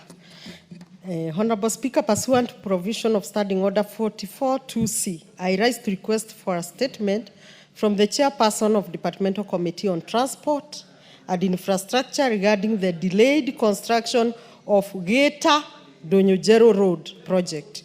This road is also known as Captain, Demi, Wanjohi, Kwamato, Geita, Kahuroko, Donyojero Road in Kipipiri constituency. Honorable Speaker, construction of this critical road commenced in the year 2018, yet progress has remained extremely slow. The project was launched twice, first in November 2018 and again in February 2023. However, the contractor left the site soon after the launch. While appearing before the Departmental Committee on Transport and Infrastructure in the year 2023, the Cabinet Secretary assured me that the project would be completed by the end of 2024, but there has been no meaningful progress to date. The continued delay has greatly inconvenienced the residents of Geita Town and its environs, who now struggle to access hospitals, schools, markets, and the road has become nearly impassable, forcing residents to resort to manual maintenance work. Honorable Speaker, it is against this background that I request for a statement from the Chairperson of Departmental Committee on Transport and Infrastructure to apprise the House on the following. 1, a report on the current progress, funding status, and expected completion date of Geita-Donyojero Road. Explanation as to why the contractor abandoned the site and why progress remains minimal despite assurance for completion of the work and payments being made. Confirmation of payment made to the contractor vis-a-vis the work done and measures taken to ensure timely completion of this project. Honorable Speaker, I thank you. Member Chair for Infrastructure, Transport and Infrastructure. What is out of order? I do not want you to ride on statements because you know our standing orders. Honorable members. 2 weeks after recess, after we come back from recess. 2 weeks after recess? Yeah. What is out of order, Honorable Mwenje?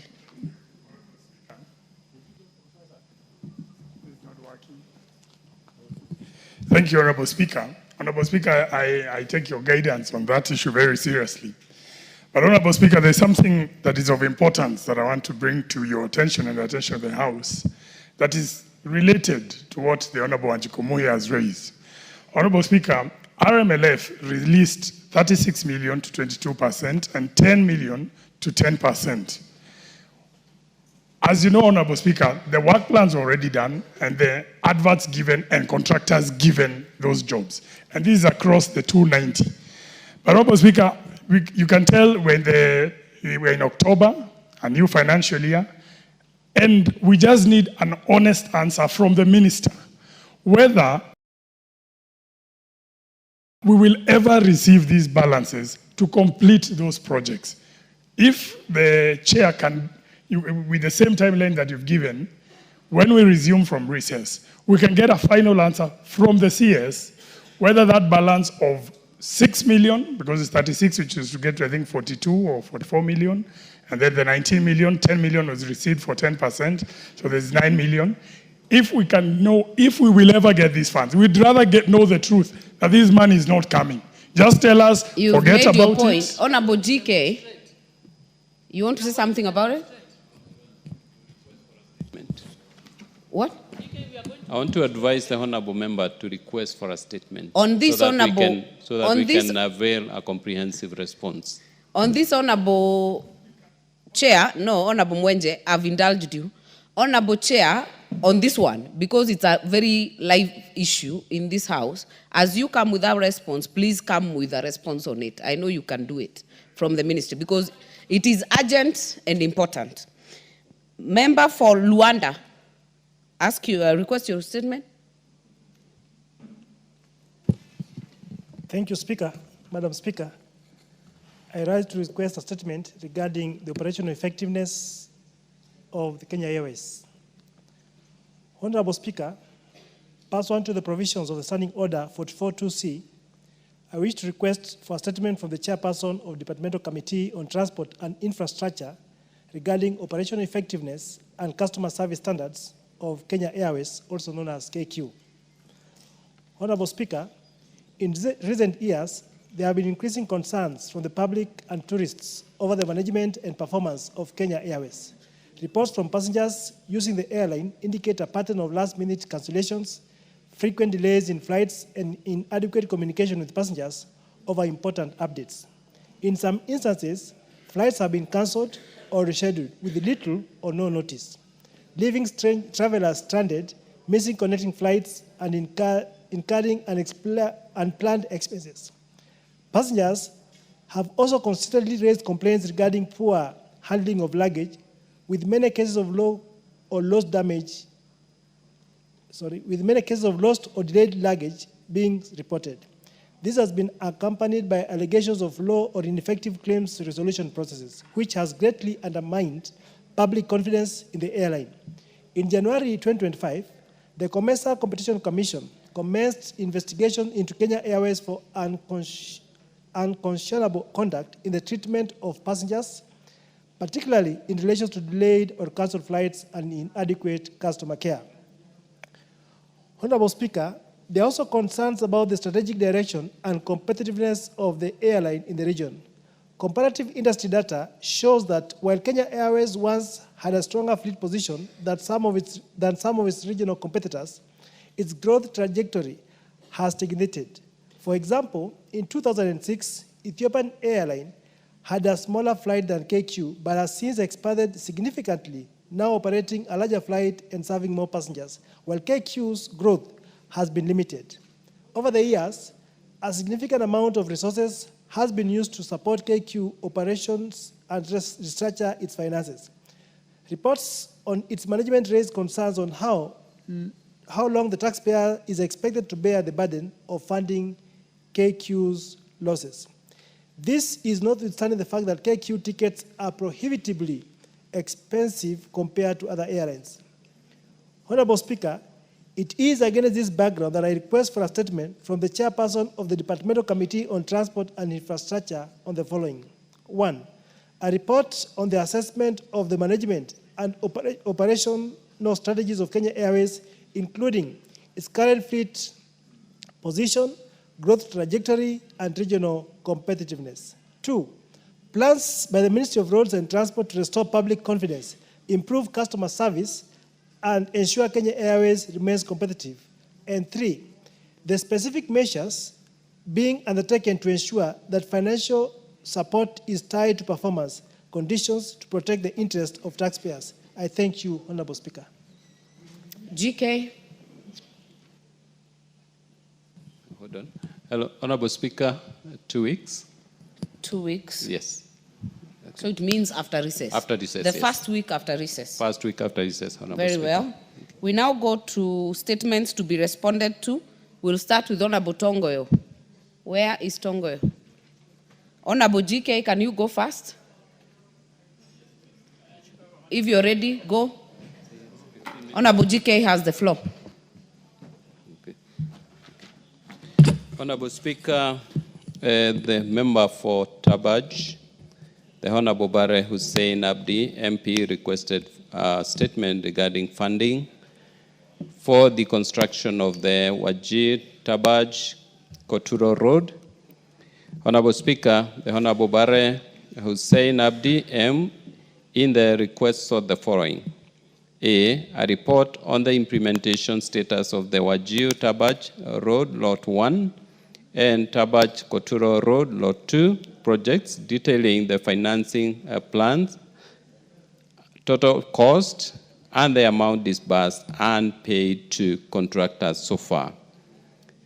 2 clarification on whether or not the completion of the Tabaj Koturo Road A13 has been provided for in the financial year 25-26, specifying the budget amount.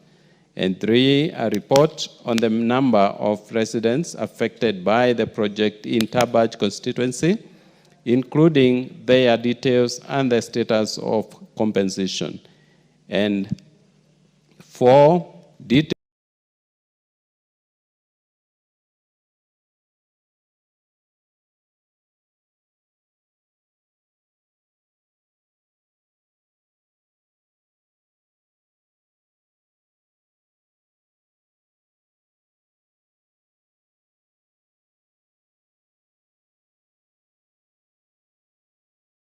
of the corporate social responsibility in September 2025, which I now wish to make. Regarding the Wajir Tabaj Road Lot 1 and Tabaj Koturo Road Lot 2 projects, the ministry submitted that the projects were financed by the World Bank under the Horn of Africa Gateway Development Project and fell under Component A, which focused on improving the movement of people, goods, and digital connectivity. The project cost was estimated at a cost of USD 642.54 million, covering road works, consultancy services, and fiber optic cable installation. The first lot, covering the Tabaj Wajir section, that's 57 kilometers, and contracted to Logojan Road and Bridge Company, had a contract sum of 9.1 billion Kenya shillings, with physical progress at 5.5% compared to the expected 21.01%. To date, the contractor has received about Kenya shillings 1.2 billion. To the second lot, covering the Tabaj Koturo section, that's 57 kilometers, was contracted to Zong Mei Engineering Group Limited in joint venture with Holen Construction Company at a contract amount of Kenya shillings 9.0 billion. Its progress stands at 14.72% against the expected 22.81%, and the contractor has been paid approximately 1.8 billion. The ministry confirmed that all payments due had been settled. 5, with regard to budgetary provisions, the ministry has clarified that the project was fully supported through a multi-year budget, with the adequate allocation made for financial year 25-26. Specifically, Kenya shillings 868 million was allocated for Lot 1 and 918 million for Lot 2, inclusive of 16.4 million as Government of Kenya counterpart funding. Honorable Speaker, on compensation, the ministry submitted that a resettlement action plan had been undertaken in January 2020 in line with the World Bank's policy on involuntary resettlement to identify and enumerate all affected persons, households, assets, and livelihoods within the road corridor. The total number of PAPs, that's project affected persons for Lot 1 was 260 persons, that's 62 persons. That's distributed along Holen, Wagberry, Lafari, and Tabaj areas. For lot 2, the number of pubs was 549 persons distributed along Hungwai, Wagadud, and Koturo in Wajir counties, and Koturo in Mandera County. The National Art Commission is in the process of verifying the identified pubs and carrying out variation for their compensation. Disbursement of compensation funds will follow once the variation is done. Honorable Speaker, regarding the corporate social responsibility activities being undertaken under this project, the ministry submitted that the corridor has already drilled and equipped a community borehole at Wagadud Ward and installed a 20,000-liter water tank at the shopping center in Hungai Ward. Further, the contractor supplies Hungai, Sango, and Elben wards with 40,000 liters of water twice a week, and Tabaj ward 3 times a week. Additionally, the ministry noted that under the same project, Kenya will implement socio-economic infrastructure in facilities identified through earlier social assessments with sub-projects already validated for the benefit of local communities. The sub-projects span across the health, water, education, and youth sectors. Honorable Speaker, I submit. Before I give you member for Tarbaj, I'll give you the first shot. But in the meantime, allow me to recognize in the public gallery, I hope they're still there, students or learners from Oldonyonyokie Primary School, Kajiado West Constituency, Kajiado County. Can you be upstanding? If I've mentioned you in the gallery, you stand up. Maybe they are not the same, yeah? From Kajiado West, but nevertheless, allow me to welcome them, they're there. Allow me to join other members to welcome them to observe the proceedings of the House. Member for Tarbaj, are you satisfied with our response? Thank you, Madam Speaker. I want to say thank you to the chair for the effort done. However, I need certain clarifications from the chair or from the committee. One, Madam Speaker, this road is, or this section of the road is part of the Horn of Africa road project that has been popularized by the President in several occasions and platforms. So this is a very important road because that part of the country has been waiting for this road for close to 60 years. Now that it has begun, we are so happy about it, but there's some clarification I needed, which has not been provided by the response given. One, I wanted clarity on 2 aspects of funding of the project. One, the loan aspect and the grant aspect that is part of the funding. This I want from the chairman. 2, the CSR project. There is social project that is, which is non-monetary, which is being provided by the contractor, such as the water tracking that is given to some settlements like Sango and Elbern, and the road and the boreholes that were done. That is non-monetary social project that is being done by the contractor. But there is a different aspect of CSR which is to be done, which comes as a grant with the project. This clarity has not happened, and I want that clarity. And part of it is some spar road, which are supposed to be done through the grant. And some of us as leaders have given suggestion on where to be done. This has not come out. So I want that clarification. Equally, the social, I also want the clarity on the pubs, the project affected persons. Their names, their particulars are not provided. And this can give way to some changes at the last minute. So I will wish a clear information on those who are going to be affected by this road, and the compensation are due to them is provided.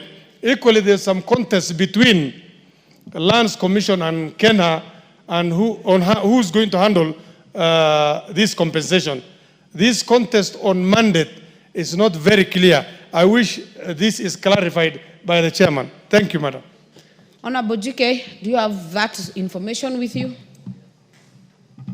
Honorable Speaker, I will organize and coordinate a meeting between the member and the principal secretary so that we have the issues that he has raised addressed satisfactorily. Thank you, Honorable Speaker. Member for Tarbaj, the rest of the details you can converse with the committee in a tripartite meeting with the ministry. That's fine, Madam Speaker. Very well. Member for Kajiado North, why are you lifting your hand?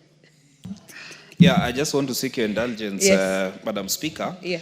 The good chair, the Honorable George Kariuki, had committed to this House to answering my question today. Through from the chair, he was directed on the compensation of people in Kenya Railway who have not been done so for 8 years. He has not mentioned a word. So I would want to know, because he had committed today that he shall bring... Honorable GK, do you have that answer? Honorable Speaker, the Minister has not submitted the response, but I will follow up and ensure that first week after recess, we have that response read out here. Thank Very you, well. Speaker. First week after recess. Member for Aden, member for Wajir East. Are you in the House? The one with a question? With a statement? If he's not in the House, Chair, Administration and Internal Security, kindly table the response for the member. Thank you, Madam Speaker. Do not read, just table. No, I won't. Yeah. But I know the member. He has been actually so persistent on this kind of a question, or statement rather. Supportedly, I need your indulgence if we can probably reschedule next week, when probably will be Member for Honorable Chair, I have given direction because if you have a statement to be responded to, you're supposed to be in the House. So allow us to table, it's still property of the House. Okay. The member can access it from table office, and if there is any follow-up, he can follow up with you. Well guided. Very well. I think we have exhausted that order. We can go to the next order.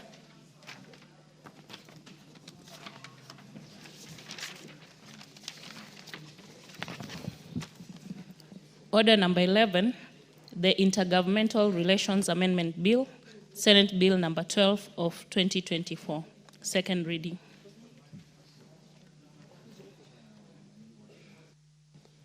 This is being moved by Honorable Ochakapong. You have the floor.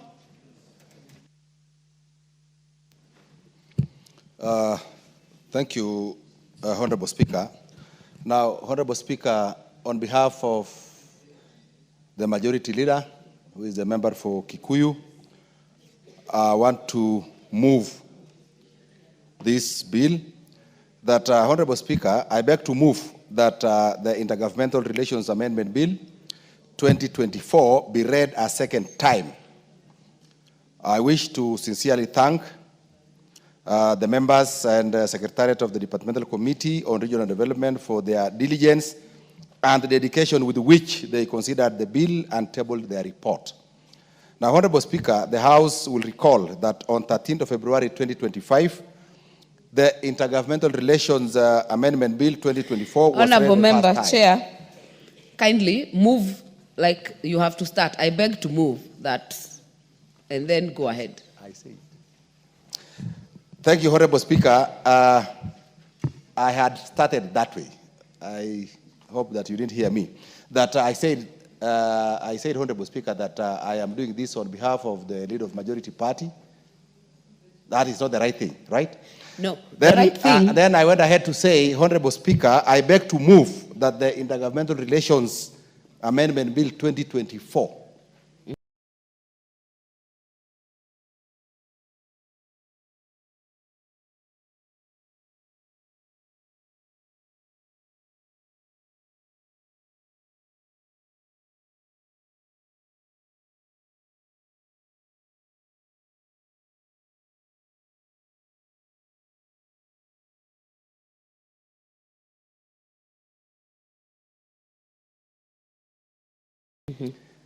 be read a second time. Good. Refer to the Departmental Committee for consideration and subsequent reporting to the House. Now, Honorable Speaker, as members are aware, this is a Senate bill sponsored. This is a Senate bill sponsored by the leader of the majority party in the Senate, Honorable Aaron Cheruiyot. Now, the bill seeks to amend the Intergovernmental Relations Act, Cap 265. The current act establishes a framework for consultation and cooperation between the national and county governments and amongst county governments. It also establishes a mechanism for the resolution of intergovernmental disputes pursuant to Article 6 and 189 of the Constitution. Now, salient provisions of the bill, Honorable Speaker, the principal object of the bill seeks to change the name of the Intergovernmental Relations Technical Committee, IGRTC, to the Intergovernmental Relations Agency. Now, the bill further seeks to provide, Honorable Speaker, the bill further seeks to provide for the establishment of the Council of Governors Secretariat, the County Assemblies Forum, and its Secretariat. In doing so, it aims to create a structured framework for intergovernmental relations, thereby enhancing coordination, consultation, and cooperation between the national and the county governments and among the county governments themselves. Now, Honorable Speaker, the change of the name of the Intergovernmental Relations Technical Committee, IGRTC, is of great importance. First, it gives the entity a stronger operational authority in that the term technical committee suggests a body that has limited mandate, primarily confined to facilitating the summit and the council. By contrast, the name agency therefore carries a great connotation that the entity shall have more powers, independence, and authority to discharge its statutory obligations. Now, secondly, Honorable Speaker, the name Technical Committee has been seen by stakeholders as weak, temporary, or just an advisory body. The perception, Honorable Speaker, has undermined the visibility and influence of the committee within the broader framework of intergovernmental relations. Renaming it as an agency will therefore align it with the proper identity and confidence among stakeholders. Now, Honorable Speaker, the Intergovernmental Relations Technical Committee, IGRTC, is established under Section 11 of the Act. Its core functions include providing day-to-day administration to the summit, which comprises the president and the 47 county governors. In addition, the committee is mandated to facilitate the activities of both the summit and the council, as well as to implement the decision of the summit, the decisions of the summit. Now, Honorable Speaker, at its establishment, the committee was intended to serve as a neutral technical body supporting both the summit and the Council of Governors. However, the Council of Governors expressed concern that this dual mandate constrained the committee's ability to exhaustively champion county interests. Consequently, the Council established its own secretariat in order to achieve institutional autonomy and to effectively discharge its functions, particularly in coordinating inter-county matters and articulating the Council's position in intergovernmental forums. Now, Honorable Speaker, the Secretariat is presently registered under the Societies Act, Cap 108. Now, through insertion of new sections, the bill seeks to formally entrench the Council of Governors Secretariat in law, thereby giving it recognition as the technical arm of the Council of Governors. Now, Honorable Speaker, similarly, I wish also to point out that the bill entrenches the County Assembly's forum and its secretariat, thereby giving the forum a legal foundation. Now, Honorable Speaker, the forum consists of all the members of the 47 county assemblies and the 47 speakers. Now, Honorable Speaker, the forum provides an avenue for consultation amongst county assemblies, facilitate dispute resolution within county assemblies, facilitate capacity building for members of the forum, and consider matters of common interest to county assemblies. Now, the Secretariat will facilitate the forum by offering research, technical assistance, and policy support. In conclusion, Honorable Speaker, the amendments as proposed are anchored in the principles of good governance. They will strengthen the devolution by enhancing the institutional framework and hence enhancing coordination mechanisms at the two levels of governments and among county governments. Now, Honorable Speaker, to this end, I wish to urge honorable members to support the passage of this timely bill. I therefore beg to move and ask the Honorable Tungule, the member for Ganze, to second. I thank you, Honorable Speaker. Thank you. Member for Ganze.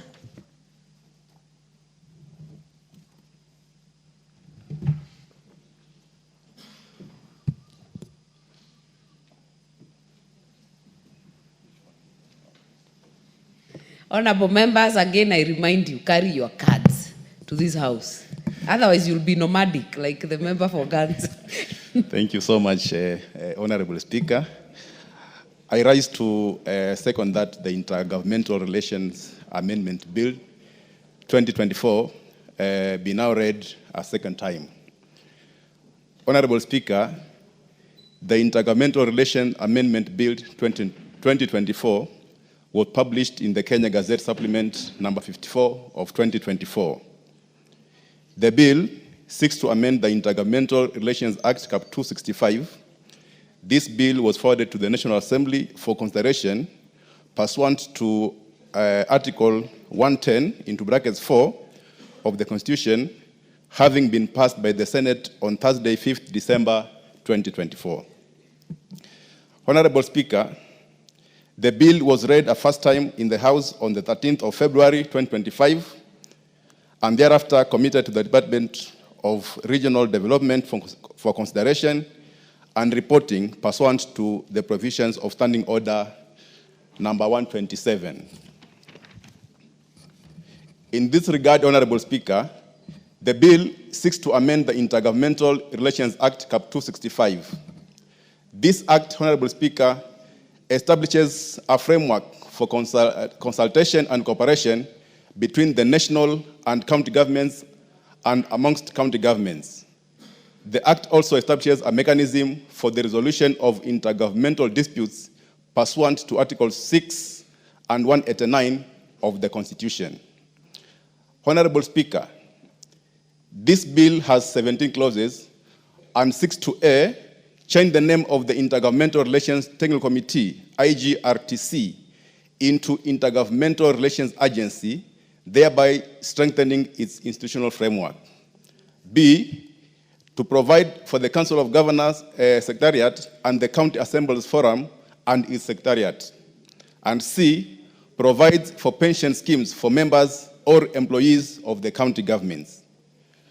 Honorable Speaker, more particularly, the bill proposes an amendment to Section 2 of the Act to provide for the definition of new terms, such as agency and pension schemes for county staff or employees.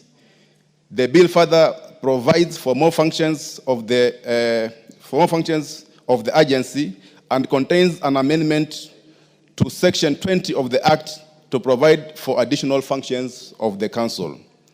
Honorable Speaker, the change of name of the Intergovernmental Relations Technical Committee, IGRTC, to Intergovernmental Relations Agency carries significant weight. The current title, Technical Committee, portrays an institution with a narrow role, largely restricted to supporting the summit and the council. However, changing its name into an agency conveys a far stronger image, one of autonomy, enhanced mandate, and greater institutional capacity to effectively fulfill its statutory responsibilities. Honorable Speaker, the entrenchment of the Council of Governors Secretariat in the statute seeks to formally give it recognition as the technical arm of the Council of Governors. As members are aware, at the inception of devolution, the technical committee had been established as a neutral organ providing support to both the summit and the Council of Governors. The Council of Governors consequently established their own secretariat registered under Societies Act Cap 108 to secure institutional independence and to more effectively execute its responsibilities, particularly in coordinating inter-county affairs and representing the council positions in intergovernmental forums. Honorable Speaker, I wish to point out that... What is out of order? Member for Funyula. Honorable Speaker, standing order number 80. Speaker, I want to draw your attention to standing order number 80. And if you permit, let me read. And this I'm directing to my colleague who is on the floor. And it reads this way. No member shall read a speech, but a member may read short extracts from written and printed papers in support of an argument and may refresh memory by reference to notes. The Speaker may allow a member to read a speech in particular cases where the Speaker is satisfied that this is necessary for precision in statements or facts. Honorable Speaker, the honorable member who is on the floor is literally reading a committee report or what they call moving notes. This is a house of debate. This is not a house to come and read. Honorable Speaker, I want this to go on record that the inventor, the framers of the standing order, expect that members who come here should be able to use notes to debate. So, Honorable Speaker, I want you to declare the member is out of order for reading a written speech. You have made your point. Thank you, Honorable Speaker. You have made your point. Thank you, Madam Speaker. Member for Ganze, yes, a point of order has been raised. But Honorable Member for Funyula, you know, standing order 80 also has a 2. So I will allow him to finish because he's seconding. But that is a very important standing order. And I think we need to keep refreshing, especially for those of us who are here for the first time, that we make sure that we stick to the rules of debate. Continue, Member for Ganze. Well gathered, Madam Speaker, but actually I was not reading per se. I was just referring to, you see, I cannot be able to memorize everything that is in the standing order, but I was making some references in. Honorable Speaker, as I conclude, because I was just about to conclude, in consideration of the bill and pursuant to Article 118 of the Constitution, the committee received 7 memoranda during a public participation. These were from the State Department of Devolution, from the Attorney General, from the Intergovernmental Relations Technical Committee, from the Council of Governors, from the County Assemblies Forum, the Society of Clerks at the Table, and the Architects Alliance. All memoranda received supported the enactment of the bill. Out of the 7 memoranda, 6 proposed amendments to the bill, which the committee considered in making its recommendations. Honorable Speaker, the committee will be proposing amendments at the Committee of the Whole House as contained in the schedule of amendments, forming Part 6 of the committee's report, and we will request the House to approve the proposed amendments. Honorable Speaker, I beg to second. Thank you. Honorable Anjiku, order. The honorable members, I therefore propose a question that the Intergovernmental Relations Amendment Bill, Senate Bill number 12 of 2024, be now read a second time. Member for Wajir North, are you on this one? Point of order? Not want to contribute. Ed. Thank you, Madam Speaker. In supporting the motion, Madam Speaker, we are taking legislations a notch higher by trying to deepen devolution. Devolution is one of the best gains in the 2010 Constitution. It espoused taking resources to the counties and further to wards and other units of devolution.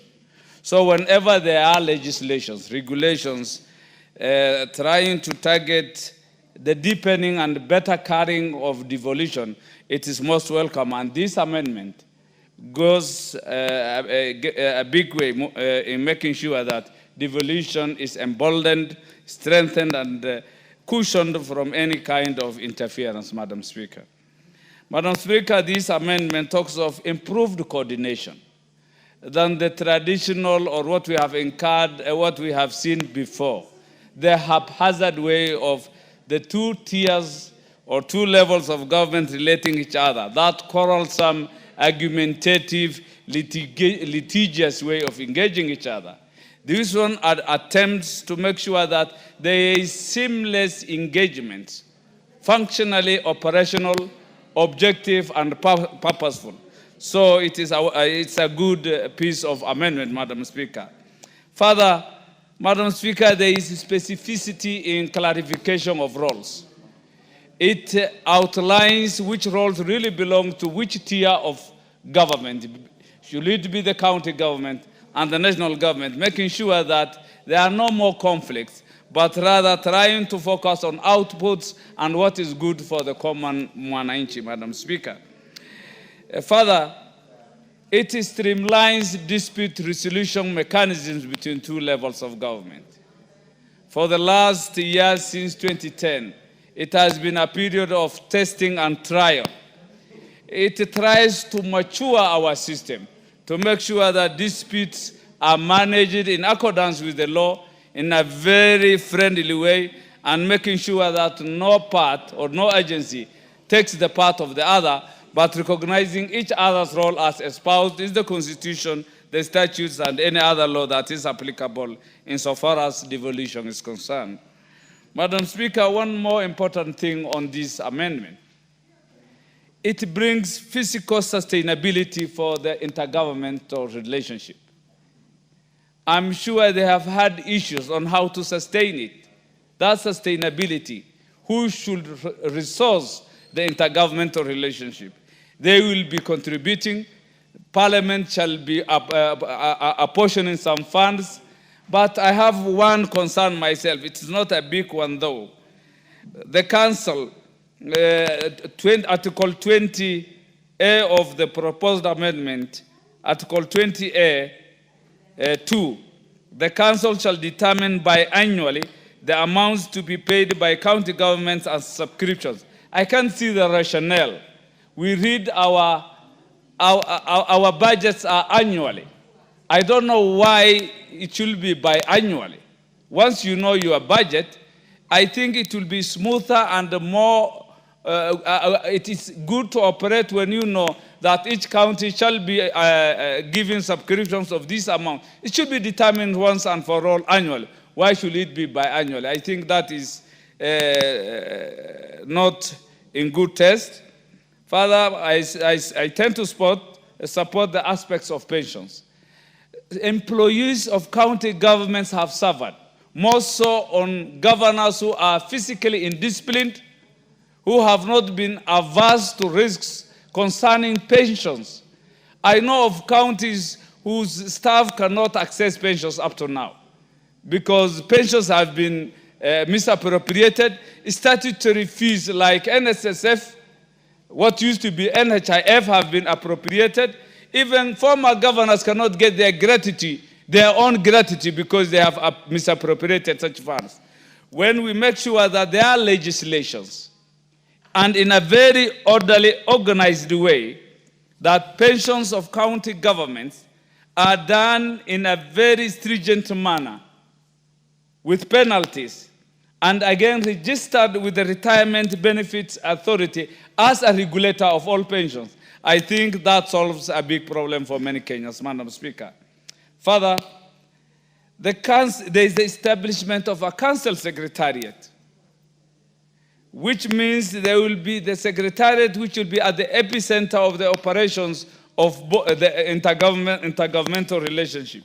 I think this is a straightforward, wonderful piece of amendment that removes all the bottlenecks we have had since devolution was conceived, and I can proudly support, Madam Speaker. Thank you. Very well. Member for Kitui Central, Dr. Makali. I'm holding on for. Thank you, Honorable Speaker. Not on this? On another one. Yes? You've said what, Honorable Makali? Not on this one. Member for Dagoretti South. Honorable Speaker, I thank you. I also want to thank the mover of this bill and the seconder for moving such an important bill in this House, and even in thanking the chairperson who has moved this and the seconder, I also want to recognize that this bill originates from Senate. And I must thank the Honorable Leader of Majority in Senate, the Honorable Aaron Cheriot, for presenting this for our consideration. Mr. Speaker, some may look at this and see as if it is just a change of name. And it is Shakespeare who asks, what is in a name?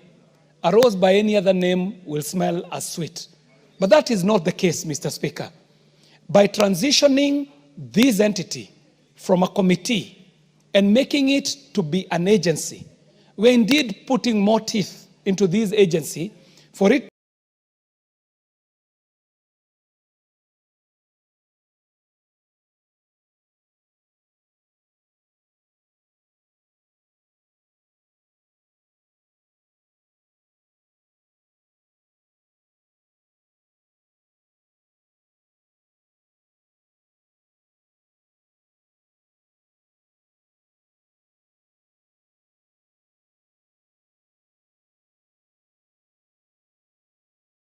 to be more permission. But Madam Speaker, even as we speak about all these welfare issues that are going to be in the interrelational agencies, we all must reflect to the reason why Kenyans accorded to themselves devolution. Madam Speaker, Kenyans in 2010 believed that by going the devolution way, they were going to empower counties to a level where they are going to be independent entities that can stand on their own, Madam Speaker. The tragedy so far, Madam Speaker, has been the counties that we created. We normally see them extremely active when it comes to the division of revenue. That is the share of the national cake. I am praying that when we transition this into an agency, a consideration will be made as to why Kenyans wanted to have counties. Because one of the key reasons why we wanted counties is because we wanted them to be entities that can be sustainable economic blocks on their own. Today, individual counties are not presenting as such. We see governors and their executives pushing for the share of the cake that is the national revenue. But rarely do we hear a conversation about own-sourced revenue. Madam Speaker, I'm coming from a county by the name Nairobi City County, where we know that this county has the potential to raise in excess of 55 billion from the division of revenue that we give and even from their own source revenue. As it is today, this county is able to raise up to around 40 billion Kenya shillings, Madam Speaker. But when you go to the 17 constituencies in the city, and you're looking for development, you will be able to see where the slightly over 100 million Kenya shillings of NGCDF is going into. You're able to see the schools. You are able to see the Ngao administration installations. However, for the resources that go to counties, we are at pains to explain where this money goes to. Madam Speaker, NGCDF is able to put up classrooms in schools. But we all know that the foundational level, ECD, is so important in education that if you lose a learner at ECD, that learner is lost for good. Madam Speaker, we do not see these classes, ECD, being constructed, so we are forced at times to tell our NGCDF committees to even donate these ECD classes. So, Madam Speaker, as we are giving a legal framework for the interrelations between the Intergovernmental Relations Agency, we are praying that one of the business that they shall take up very seriously is to take us back to the devolution dream that the Kenyans had when they were awarding themselves the Constitution in 2010, where these counties shall become viable economic entities that do not only rush for the division of revenue, but are ready to contribute by their own source revenue that can be seen in impact on the ground in the delivery of social goods and the projects that the people require. Madam Speaker, I stand to support, and I thank the chairman, the mover of this bill, and the honorable member for Ganze for presenting this to us. We will support it because we want to see this working for Kenyans to deliver the devolution dream. I thank you, Madam Speaker. Very well. Member for Chesumei, not in the House.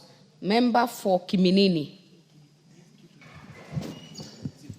Thank you, Madam Speaker, sir. From the onset, I would like to...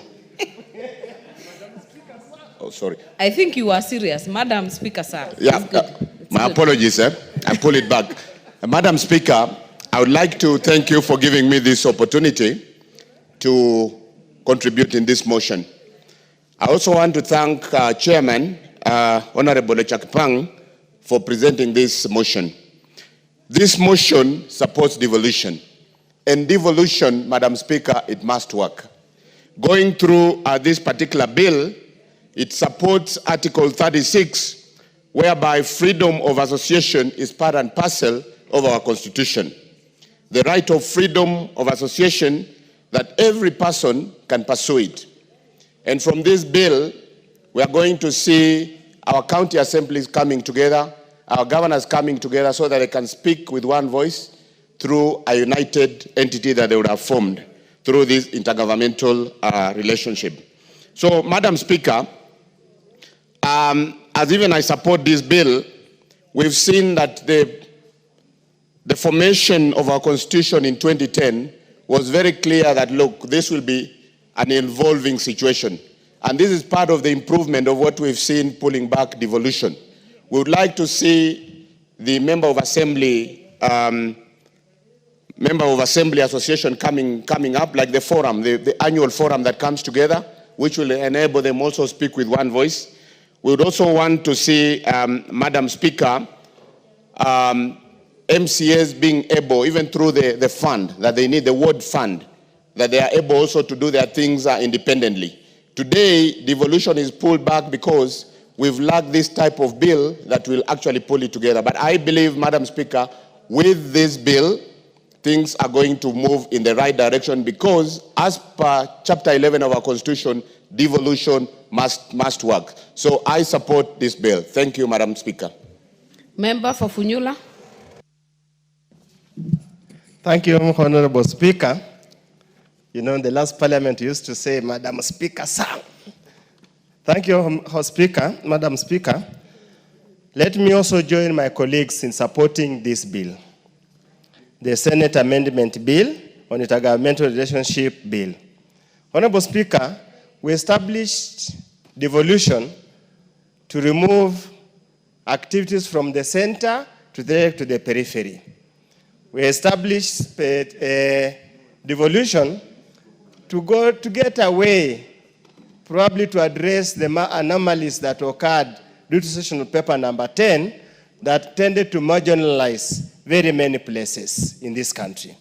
Now, Honorable Speaker, anytime I stand to talk about devolution, we can never fail to hail Raila Amolo Odinga. He's the father, the mother, and the spirit that drives devolution. He has been in the forefront in fighting for devolution. He has championed and defended devolution to even to the chagrin of quite a number of people. Honorable Speaker, the Council of Governors is an extremely important part of devolution and the architect of the new constitution. It's the bridge between national and the county levels. So, Honorable Speaker, any attempt to strengthen the secretariat, I want to call it the secretariat, is a most welcome arrangement. Honorable Speaker, the bill changes the technical committee and baptizes as an agency. The structure remains the same, but change to agency, as Peter, as Honorable the mover said, is to give it some certainty, to give it some kind of class, to give it some kind of powers, is welcome. Secondly, Honorable Speaker, it also creates, the agency has got, its members have got a 5-6-year tenure, which is fixed, which is now becoming a common practice in constitutional bodies, constitutional commissions. Thanks a lot for borrowing the same. Honorable Speaker, further, it creates a secretariat, and the secretariat to be headed by Chief Executive Officer, just as it is now, and the transition clause allows the current staff of the Intergovernmental Committee and the Summit and Council of Governors to transit to the new body. However, Honorable Speaker, a question will arise, and I want to bring attention to Article 20A, Clause 20A, and there was another one, Clause 20A, as well as Clause 23H. Honorable Speaker, this bill has originated from Senate.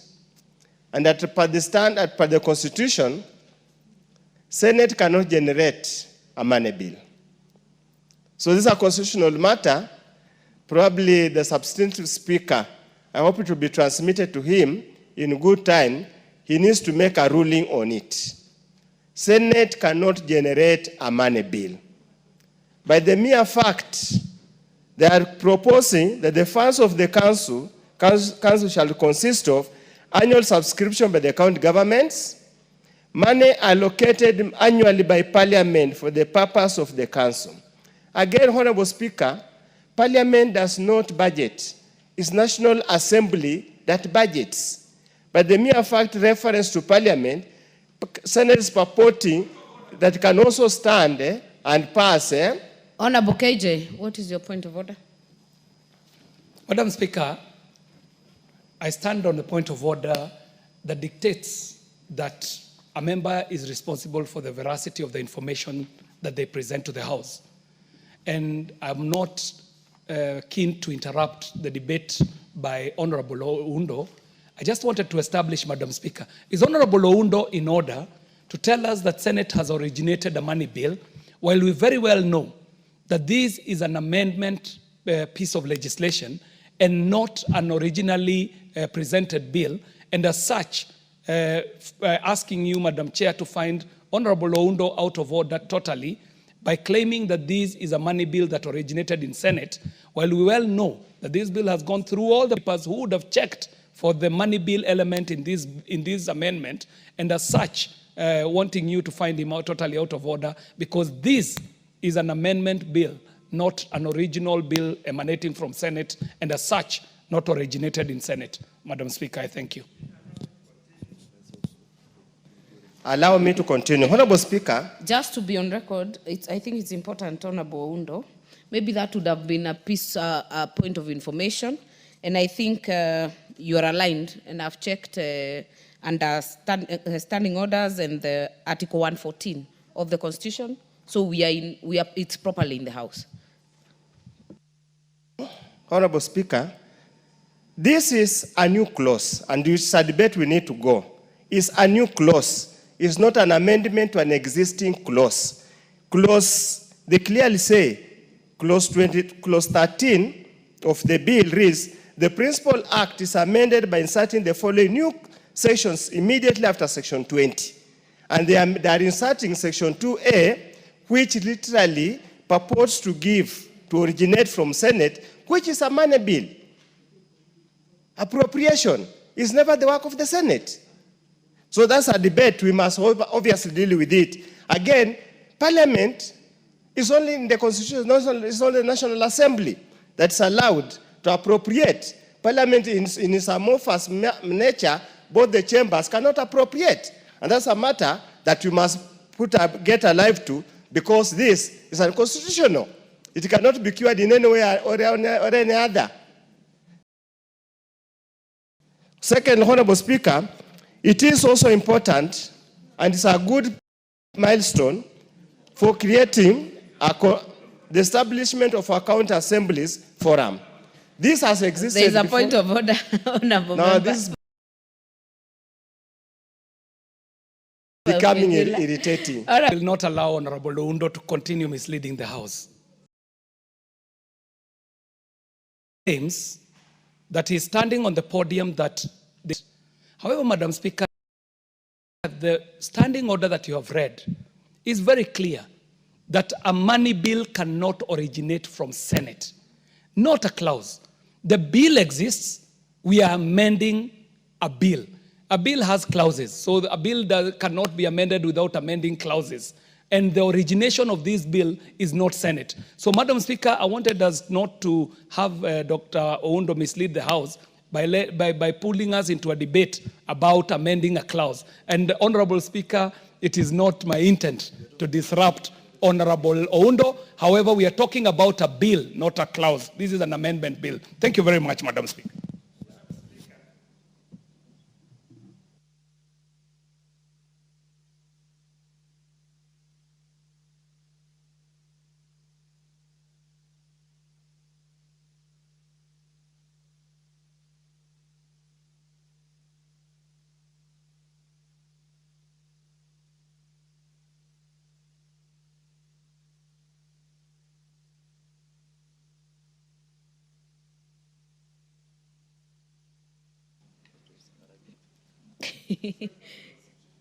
Yes, I was trying to also consult, and I know by the time this bill is referred to this House, there has been proper consultation between the two speakers, because the Constitution and the standing orders say, before the bill is tabled in any of the two houses, the speakers must agree on two things. One, is it a money bill? Secondly, does it concern counties?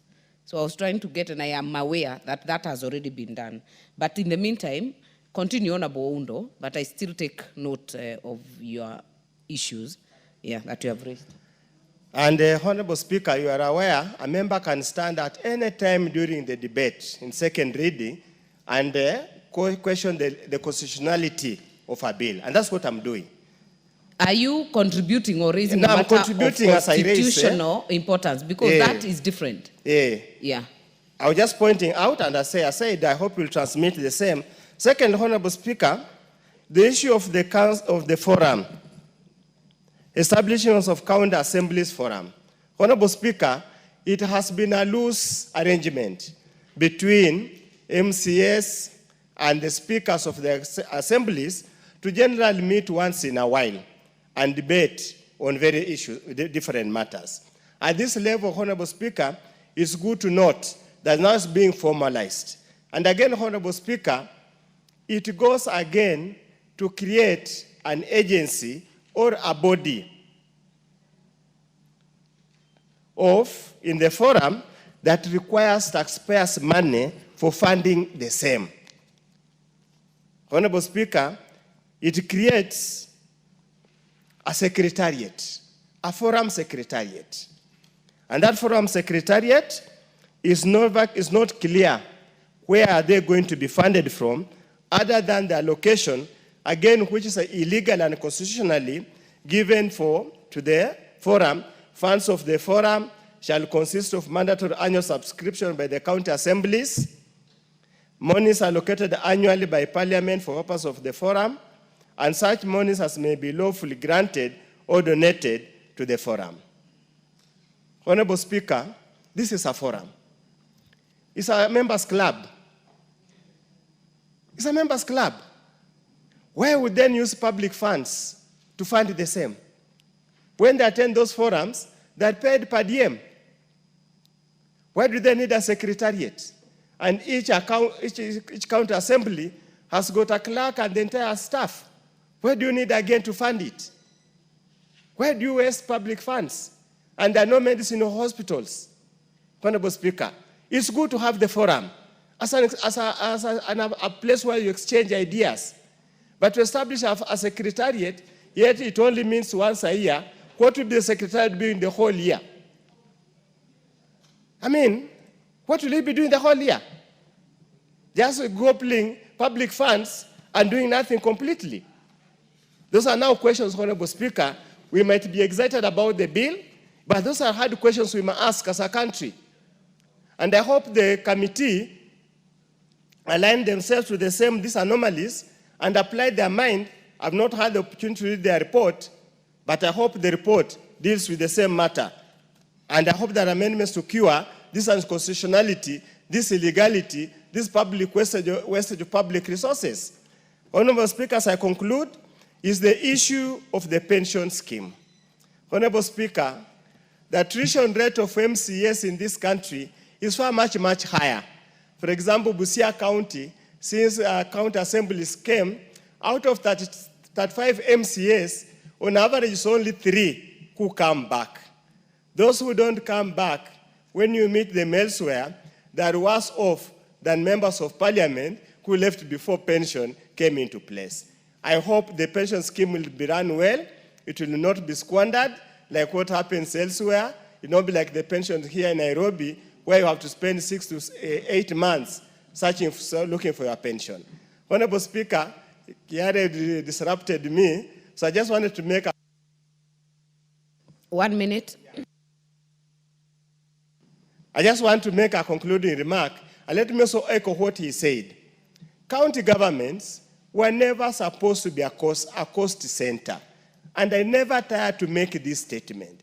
County government was supposed to contribute to the baking of the national cake. The national cake should never be baked by some other people, and them is to eat the cake without even making any single effort to contribute to the cake. Why would Nairobi City County require any government funding? For sure. How? Mheshimiwa John Kiari, why would Nairobi County require money from national Thank you, Honorable Speaker. I support. Member for Moroto. Member for Kapenguria, Honorable Samuel Moroto. Thank you very much. Hey. Honorable members, okay. We are all in agreement in terms of what devolution should have done by now. I think that one we agree. And by saying Nairobi, I don't think Honorable Undo means just Nairobi. Member for Kapenguria, please make your contribution. Thank you very much, Chair, for giving me time also to add my voice to this important issue coming before us. Madam Chair, I was here when we were making this issue of devolution. We moved almost all Kenya. We had a meeting in Bomas of Kenya, Naivasha, Kilifi. And all Kenyans were after, because in what happened after independence, there was a lot of areas which were marginalized. Then with this kind of devolution, if we maintain it the way members of Kenya, the public, were putting in it, I think we would be far better than where we are now.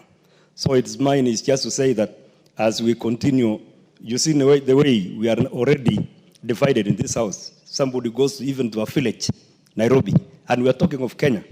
Devolution is not only to a section here in Kenya. It is almost all over. And this devolution helped some of us who were marginalized. West Pokot was a closed district. And then when devolution came, although the problem is still, I think there are some mechanisms that we need to put into it for managing those resources going to the county. Like one of the colleagues has said, the CDF money is so little, but you can see impact on the ground. But this one here of the national government and the city and county government, you don't see. Like where I come from, there is this sand harvest. The lorries come and pick and destroy the roads. The county taxes the harvesters, the sand harvesters, without caring on what to do with the roads, which were destroyed by these lorries.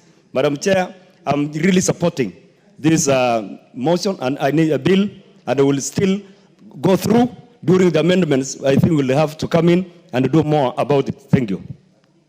Member for Marsabit, are you on this? Yes.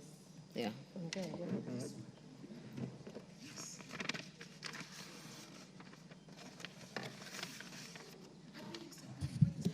Honorable Speaker, I stand to support this bill and congratulate the mover, and also congratulate Senator Cheriot, Majority Leader of Senate, for coming up with this bill that will have a lot of impact in our country because of what it stands for. Honorable Speaker, the Intergovernmental Relations Amendment Bill 2024 is important because it will enhance the relationship between the county and the national government, and also the relationship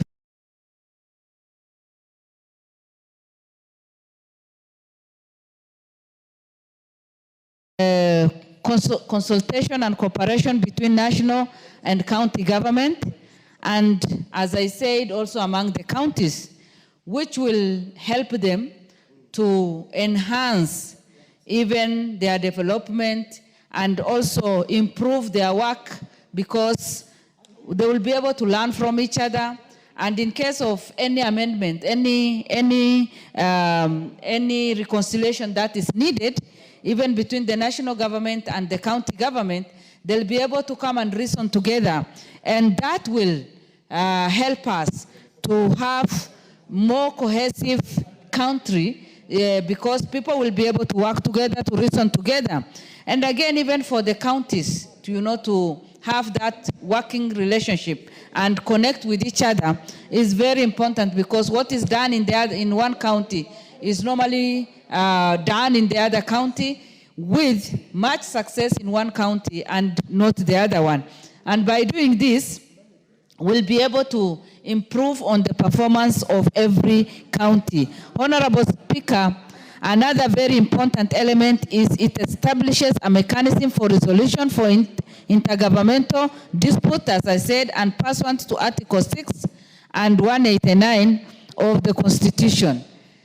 This will help even the executive to interact and have good network with one another and borrow ideas from each other. And as I said, we will have more cohesive country and also see how best we can borrow ideas from each other and do development in our counties. Again, the principal object of this bill seeks to change the name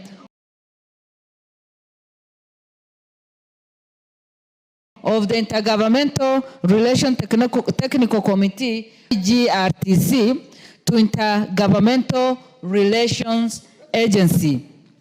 Again, Honorable Speaker, this provides for establishment of the Council of Governors Secretariat, who will work on this and make sure that everything falls in place. And establishment of this will even help, because we will create more jobs for people. We will be there to have people who are running this, and it will be of great benefit. Again, Honorable Speaker, the name Technical Committee has been seen by stakeholders as weak, temporary, or just advisory committee. So changing it from that to Technical Committee Agency is a progress, because this will give the opportunity for the committee to grow stronger in terms of operation, and also empowers them so that we'll be able to do a lot of things. Again, Honorable Speaker, this advisory committee will help in influencing the committee in many ways, because by renaming it as an agency, we will be able to align, and proper identity and confidence will be grown. And even when they present themselves, we will be able to take them in a serious manner, and everybody will see that this is now a serious business. Honorable Speaker, again, I support this because in addition to the committee is mandated to facilitate activities of both summit and council as well as to implement decision of the summit, which is very, very important, Honorable Speaker.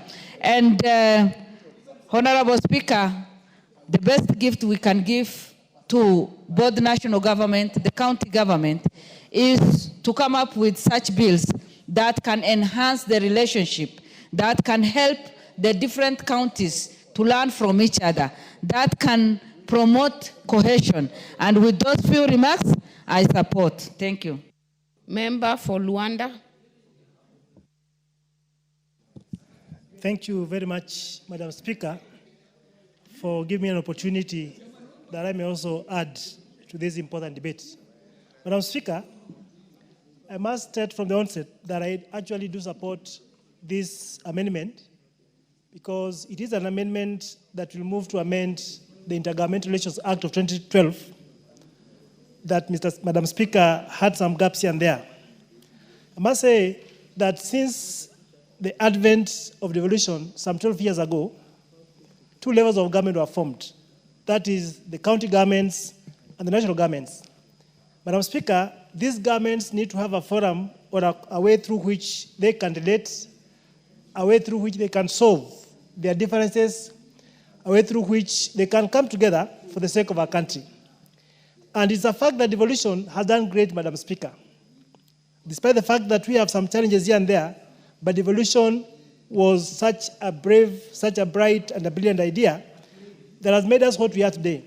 And therefore, this act coming together, Madam Speaker, of a secretariat that will be able to bring together the Council of Governors as is now enacted in law. Madam Speaker, this bill seeks to introduce the County Assemblies Forum. I've heard a colleague say that this forum is not important. But Madam Speaker, from where I see it, this forum is important because it brings together all our county assembly members of parliament to come, sit, discuss, and articulate issues that affect their various counties, Madam Speaker. And therefore, the proposal to have a secretariat that will be able to harmonize, that will be able to bring together these members of county assemblies, Madam Speaker, who are state officers, is a great idea, Madam Speaker. And therefore, I disagree with my friend who says that he does not see value in government paying money to this forum, Madam Speaker. Madam Speaker, it is on record that political parties are funded by taxpayers' money. My friend, Dr. Undo, who just spoke, Madam Speaker, is a member of ODM, which is actually funded by taxpayers' money. I am a member of DAP, funded by taxpayers' money. And therefore, there's nothing wrong, Madam Speaker, if the County Assemblies Forum will equally be funded by taxpayers' money, because it brings together leaders who will be able to share their challenges, who will be able to share what they've overcome together and be able to improve the intergovernmental relations, Madam Speaker. Madam Speaker, another important point is that our members of County Assembly work very hard. And to some extent, they actually face more challenges than us, Madam Speaker, because they live machinally with the people. And therefore, having a way in which we can have them paid pension after their work, Madam Speaker, is not far-fetched, Madam Speaker, because, Madam Speaker, these are men and women who dedicate their time. These are men and women who dedicate their strength and themselves, Madam Speaker, for the sake of their ward constituents, Madam Speaker. And therefore, having a forum through which these county officials, county state officers can actually be compensated in terms of pension, Madam Speaker, to me is a great deal, Madam Speaker, and therefore I support. Lastly, Madam Speaker, as you say this, Madam Speaker, one thing that comes out, we wish even to see, for example, ward development funds coming into being enacted as a piece of law. Recently, this House passed autonomy of our assemblies so that they don't have to depend on the governors for them to do their work, for them to do their oversight work. And therefore, having a ward development fund equally enacted in law so that these county assembly members can actually be able to implement and oversight works that are being done at the ward level, Madam Speaker. And therefore, I must say that the sponsor of this bill came in quite handy, and I therefore support. Thank you very much. Member for Baringo, Honorable Jematia.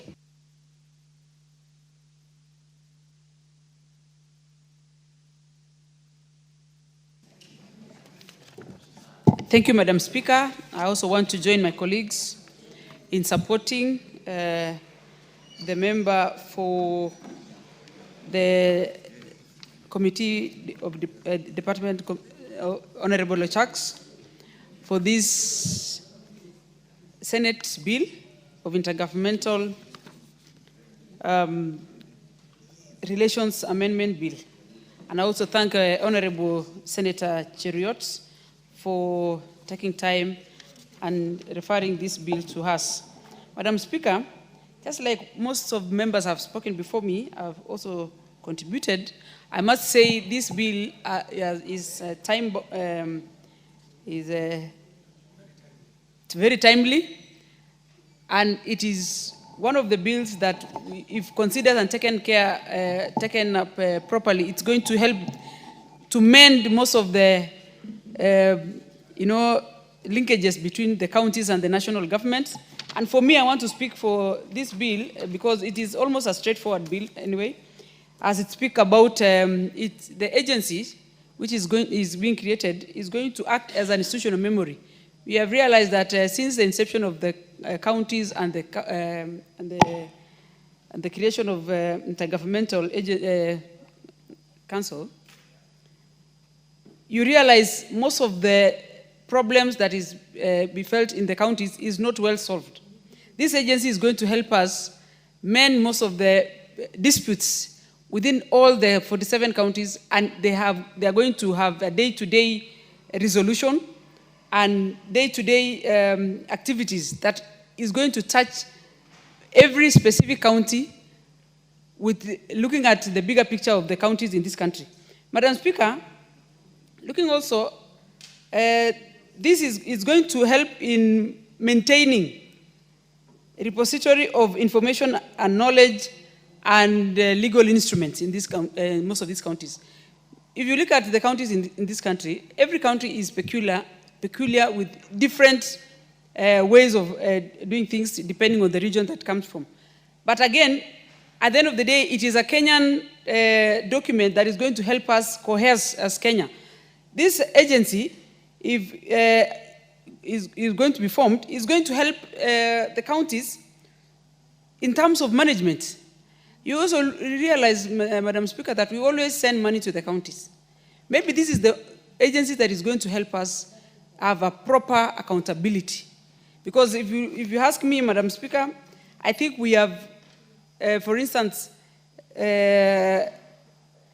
given counties a lot of work that most of them are not able to tackle them, especially areas like health or Ministry of Health, Ministry of Agriculture, and all those areas that we are having problems day to day because counties are not able to manage these institutions very well.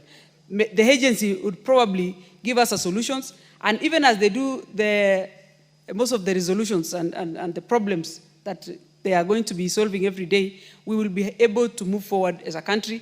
And many times, considering things like education, ECD, for instance, it is a problem.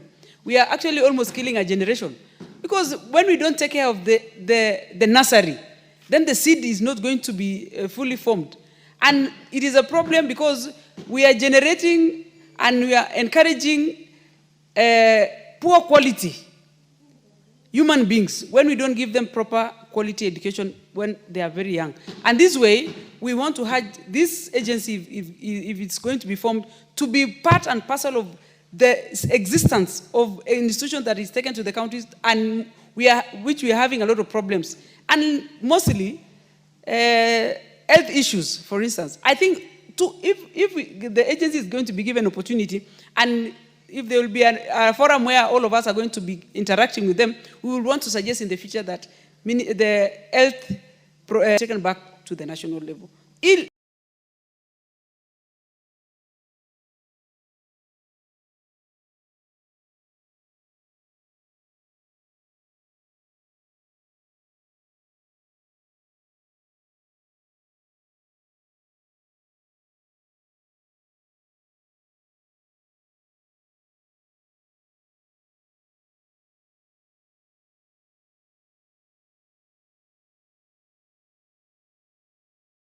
Interacting with them, we will want to suggest in the future that the health so that it is going to be able to be managed. Thank you, Madam Speaker. Very well. Member for Seme. Thank you, Madam Speaker. As I support this bill, I really will put a lot of caution because we have created many structures and we are trying to resolve old structures. The whole of this bill, Madam Speaker, is arising from Clause 12 of the Intergovernmental Relations Act. That is the basic issue. And what is the issue there?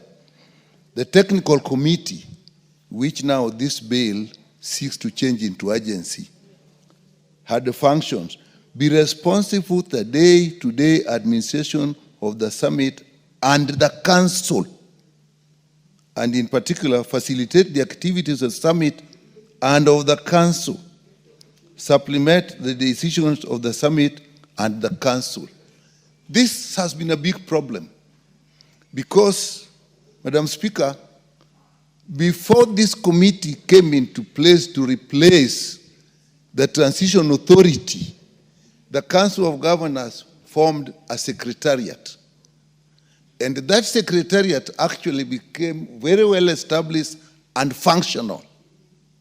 So when the technical committee came into place, obviously in Clause 12, they were clashing. Who is in charge of the day-to-day running of the council? Where you say as the summit meets very rarely, not very regularly as the Council of Governors. Therefore, that didn't need much of a secretariat. And I think the wisdom of the people of this act, the act we are amending, was that this same entity could therefore serve both the summit and the council. Now, when it was established and the technical committee came in place, it brought a clash. And this has been a very, very major issue. To that extent, Madam Speaker, I support this, that there is need to correct that. And that needs to be corrected. And it also comes into the funding. If you look at the current structure, it's not very clear how the Council of Governors is actually funded.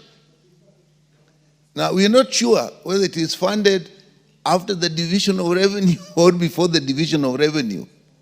So there's no clear way of funding it. So again, I think this bill attempts to correct that, and that is what is bringing about Section Clause 20A, which Honorable Oundo was saying is a money bill. To me, whether it's a money bill or not, it is actually how it works. To me, I've not seen how it has corrected to me, and that will probably come when you go into the details. Shall we divide the money that will go to this? Shall we get it after the division of revenue or before the division of revenue? So those are the structural issues that we need to put in place. So having said that, if you look again at the funding, there's another issue that is coming, that they'll decide how much money is contributed by the counties as subscriptions. So now we are actually going to have a situation where the counties are actually contributing money to come to this entity. So again, that is an issue. Then you look at the issue of the sectoral working groups of what was the committee. Now it will be the sectoral working groups of the agency. Now, what the function of that initially was basically, that is where the technical people from the national government and the county governments meet and exchange ideas. That is perhaps a good idea. But what worries me is now the whole agency is lifted up to the summit level. So it looks like the reporting mechanism will be whatever is done goes to the Council of Governors and goes to the summit. It looks to me like there'll be a lot more activities at the summit because all the functions that were in the technical committee actually has now gone to the summit. I'm wondering what therefore the council itself will be doing. But I think this bill now recognizes that, and when it is making a recommendation, while it has given the sectoral committees to the agency, it then says the council may also form sectoral committees. So my view, I support this, but I think we will need to look at it very carefully and bring out the structural issues that may actually bring a clash in the operationalization of this. I know it then, I support the idea of a pension. I think people, elected people, whether they are MCS or whether they are members of parliament, whether they are senators, actually are people at a risk group after they finish their job. So to look at a way that they'll be supported after that, and some pension, I think that is something I support. But again, we love to look at the details. Then the county assembly forum is another big structure.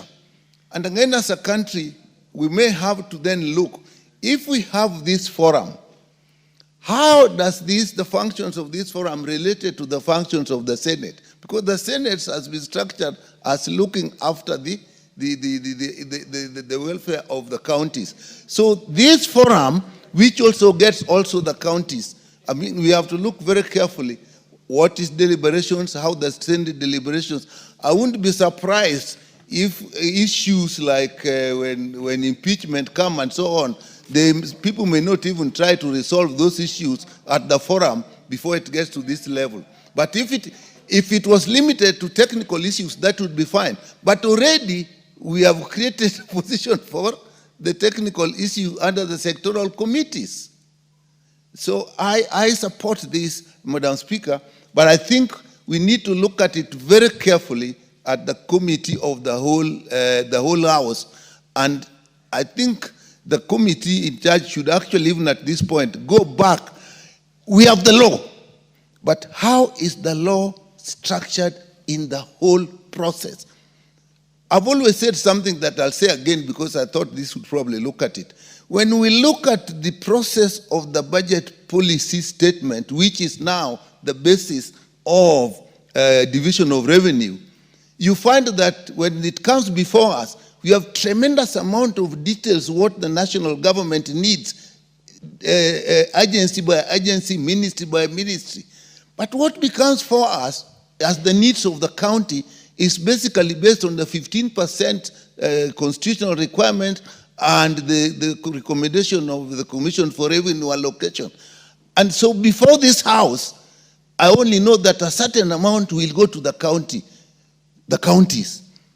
But on the other side of the national government, I know in details. So I start looking at for my interest in that. And therefore, you tend to now overlook the interests of the county because you are not seeing directly how your interest is there.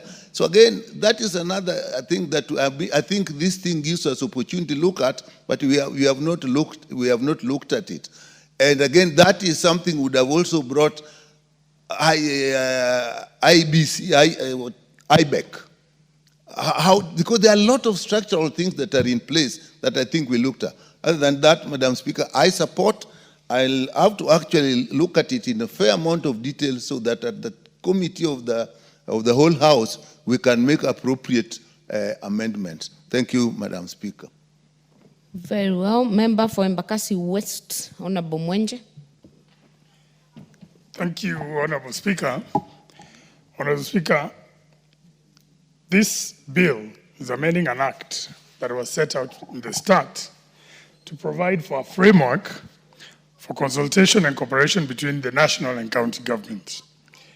Of course, there are other purposes, there are other objects, consultation within cooperation between the counties. But that is, in my opinion, one of the main purposes or the main objects of this bill. And even as we do these amendments, we're trying to achieve those main objects. Honorable Speaker, removal of the technical committee in exchange for the agency is welcome. We've seen the amendments that have been put in place. An agency that is more defined, with the CEO. It has more added powers, and one of the issues that we have is dispute resolution. And I think this entire House, we're no strangers to disputes between the national and county government, considering for the better part of this year, we had the RMLF issue that took us to court, that had that stalled road projects, which even till today, some of them are still yet to be done. And these are some of the disputes that we face. And so many others that I'll not go into detail, but that is one of the issues that was there. And we're hoping that as we bring these amendments and we give this agency more added powers, the agency will have a bigger chance and make it easier to resolve some of these disputes that we've had between ourselves, between the national government, rather, and the county government. Honorable Speaker, one of the things that I've noted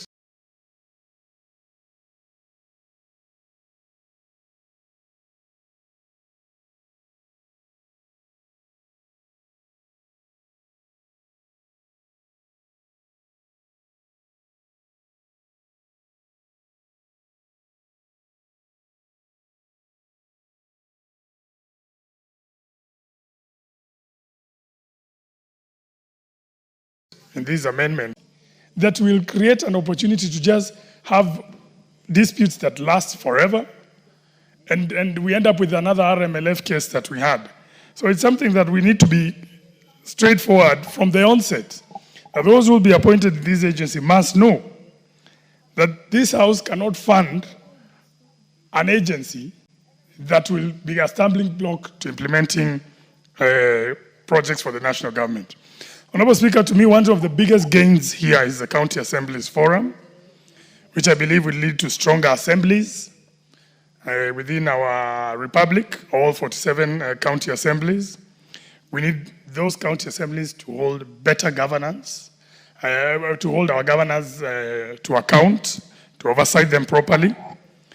And that is one of the biggest challenges that we have, because of what we've seen with our counties, being unable to be independent.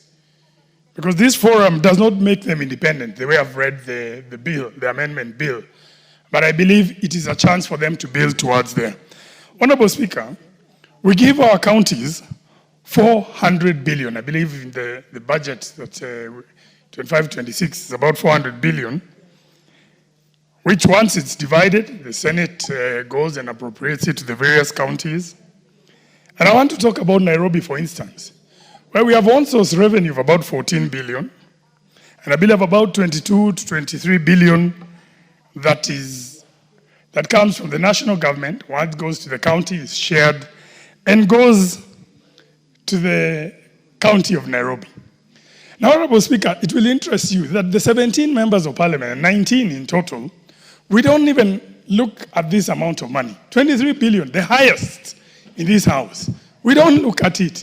Because once this money goes to the counties, it just goes into a hole and disappears.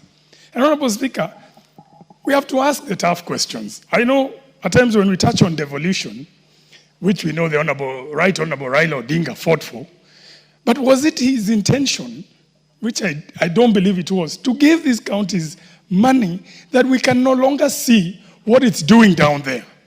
Honorable Speaker, let us look at some of the basic functions of our counties, such as ECDs that we have here in Nairobi.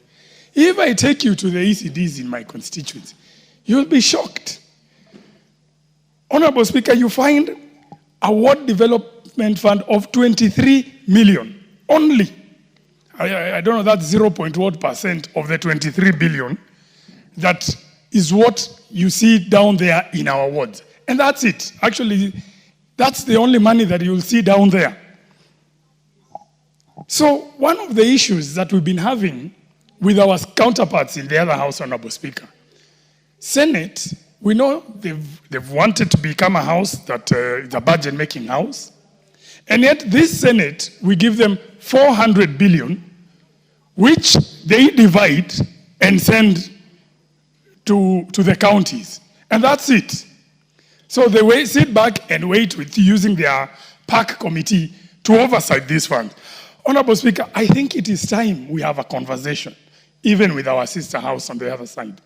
If we can give them 400 billion to appropriate, what would be so difficult? For instance, say here in Nairobi, you have 14 billion on source revenue that the county assemblies can oversight themselves. Then we send another 23 billion that they budget for, and most of that money does not even go towards development. Why can't our Senate oversight those funds to the point that when those funds go there, they go as a grant and a conditional grant, which our assemblies, we let the assemblies, you have 23 billion from the national government here in Nairobi, appropriate that money, 23 billion, but we must see what you're doing with this 23 billion, because after all, it has come from the national government here. Otherwise, that money goes there and just disappears. If our county, if our Senate were to oversee the 23 billion sent to Nairobi County and state that we want to see 60-70%, because you already have 14 billion you're collecting. We want to see 60-70% of this 23 billion doing development. Honorable Speaker, that would do wonders and change this city in Nairobi. Because imagine if even 50%, that would be 12 billion. There are 17 constituencies in Nairobi. If you are to divide that money, you put even 500 million in every constituency, or if it's the 85 wards that we have, you have 150 million in all those wards. It will change the face of this city. So, Honorable Speaker, today we have the Senate even seated in Busia. Why do they even need to be there? They need to be here checking on these funds, insisting that this 400 billion will now be treated as a grant. If this is not the case, then devolution has failed. This 400 billion going to counties, which was the intention that we get money from here, send it all the way there. That's why, Honorable Speaker, you've seen us disagreeing with the Honorable Undo when he says Nairobi doesn't need a county. But this 23 billion is what would be used to do the roads in Nairobi, to do the ECDs, to do so many projects. The garbage heaps that you're seeing, this is what would change the city in Nairobi. So, in summary, Honorable Speaker, I think the time is coming when we must have an honest conversation. And we've had about 12 years of devolution, 12, 13 years of devolution. We have a budget that we can see. In my estimate, we should have no less than 3.54 trillion if we count even the grants that have gone there. If we were to audit this 4 trillion, what it's done, what has it done down there? Honorable Speaker, if we are being honest to ourselves, we'll find that this money, Kenyans have not gotten value for their money. And that means that something drastic must be done by this House, by the Senate, to ensure that going forward, things should not be the same. Let us change the way this system works. And more importantly, let us make this entire 400 billion a conditional grant. We want the 23 billion given by the Senate to be a conditional grant for the benefit of the people of Nairobi. Otherwise, Honorable Speaker, I believe this amendment is a good start, and I believe it will help us get where we want to achieve. Thank you, Honorable Speaker. Very well. Member for Suba North.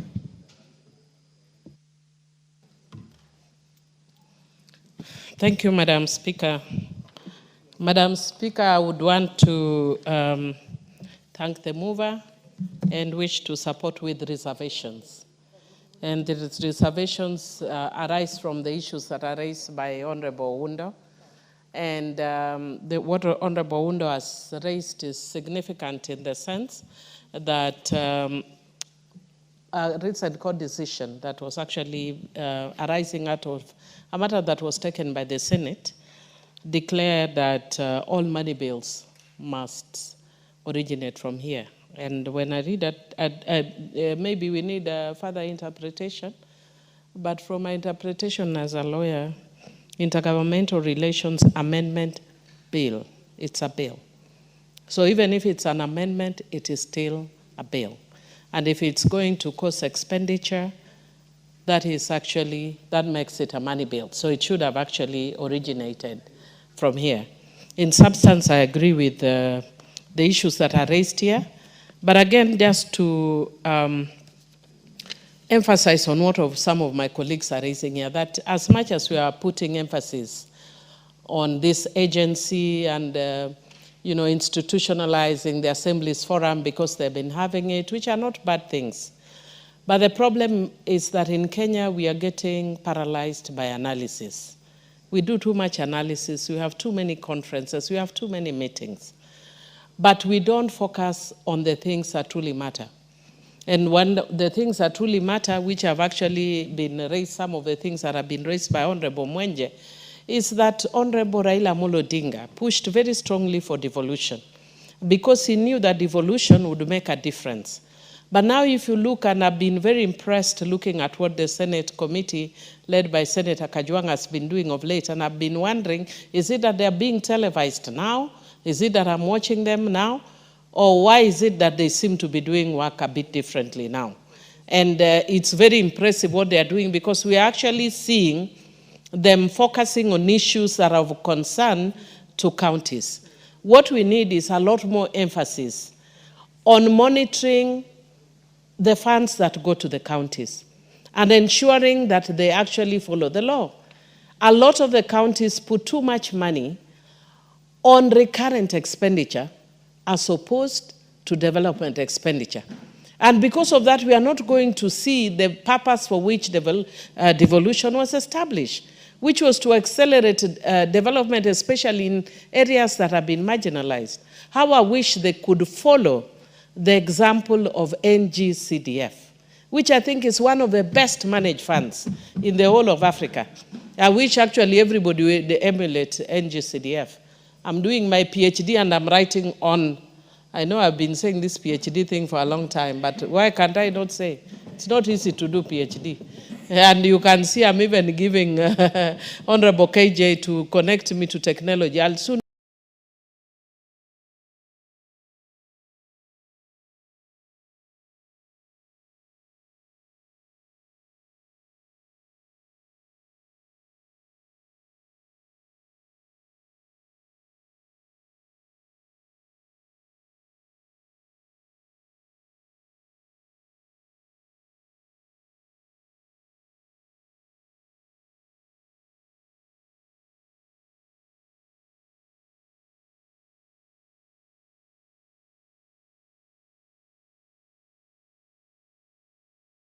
as soon as I finish contributing, think about NGCDF. These are not performing to the level that had been expected.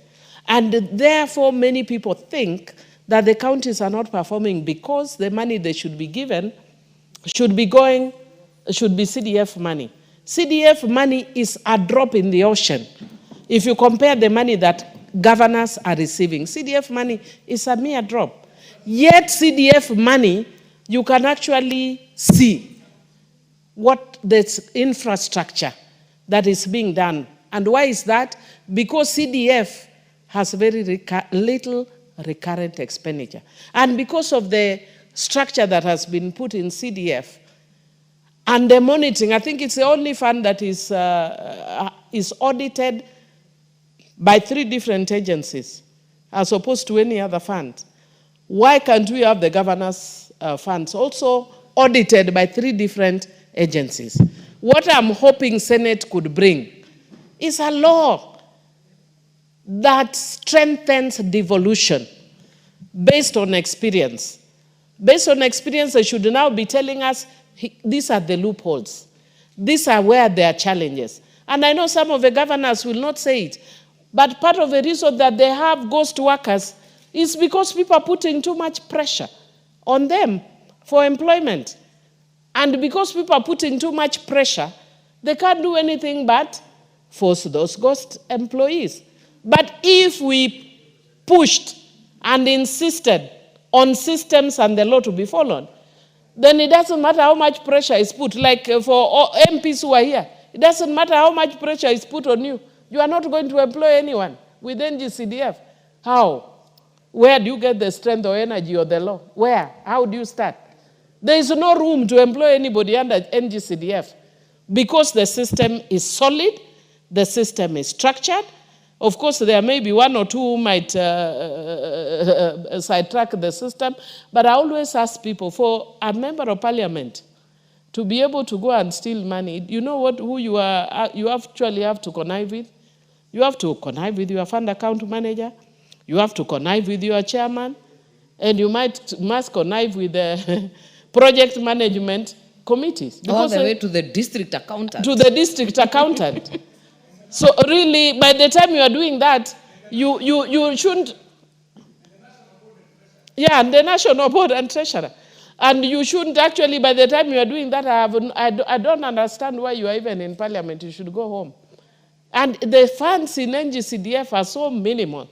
If you look at the amount of money that is used for constructing a class, who wants to follow that money to, really, who wants to steal that kind of money? But what I'm saying is that I'm hoping that Senate would be telling us that based on this year of experience with devolution, these are the areas where we are seeing their gaps. They have indicated here, we need this agency, we need the forum. It will help in exchanges and all that, and good practices, and functionality. But where is the law that is ensuring that more money goes to development and infrastructure and not on recurrent expenditure? And that is why, Madam Speaker, I'm just concerned that even as much as we are doing this, this is really Panadol for really for fatigue. But we need Senate to give us medicine to start working around cancer treatment. Because some of the counties, it's not all of them, but unfortunately quite a number of the counties are not performing very well. That's a reality. And we need, like I was saying the other day when the matter was before the Senate on Busia County, and some of the issues that were rising there, honestly, there are things that should not even reach at the national level. I know the Busia County governor is my very good friend and was my neighbor in parliament, and I don't think it is him who is doing that. But because we don't have tightened structures, then it is very easy for systems that are really poor to take root in counties. And that's why we are having challenges.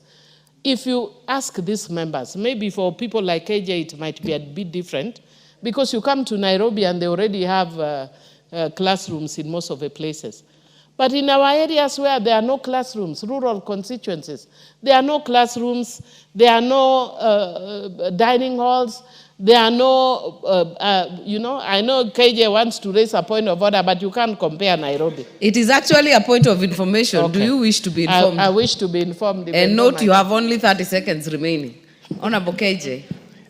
Honorable Speaker, and I beg for you to preserve some time for the Honorable Millie Odhiambo, just to inform her that if there is an education crisis in this country, it is within the city.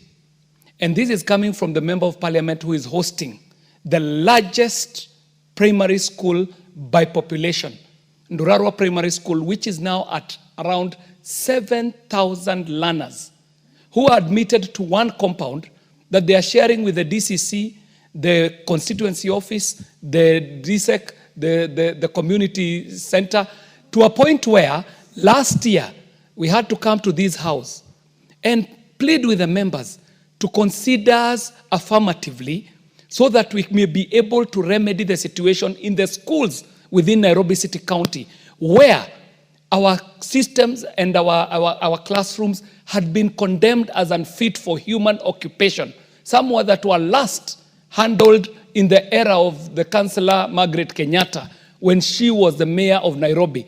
Madam Speaker, the situation in the rural areas cannot get anywhere near to where the Nairobi city is. When you look at the situation in the area of the mountain, people are closing down schools. Where do you think those learners are? Rural-urban migration has brought a problem untold to the city. So I understand the point that she wants to bring, but I'd like to inform her that the Honorable Mwafrika here and myself are handling a situation of educating the children who are coming from the rural areas and coming into Nairobi in a place where we do not have the facilities. And I thank you, Madam Speaker, and thank Honorable Millie for accepting to be informed. Honorable Millie, 2 minutes. Thank you, Madam Speaker. Madam Speaker, I think it would be nice for us to visit each other's constituencies. And I understand the crisis that you have in Nairobi, because you have a crisis where you have many, many children and you do not have even the land to build. And you have old buildings, no facilities. Maybe we are better than you because our children learn under trees. So maybe you are missing trees. But for ours, in our areas, there are places where there are no schools. Absolutely. If people come, sometimes I see people who are speaking in Facebook. Some of them I abuse, some I alive, some I ignore. When you come from rural constituencies, like places that are marginalized like us, when I went to an island called Sukru Island, there was no school, no class. In that, the only difference with the Nairobi is that it's not an island. The children can get into a bike and cross over to another. Where will the children from Sukuru go get a boat to go to Ngode on the mainland?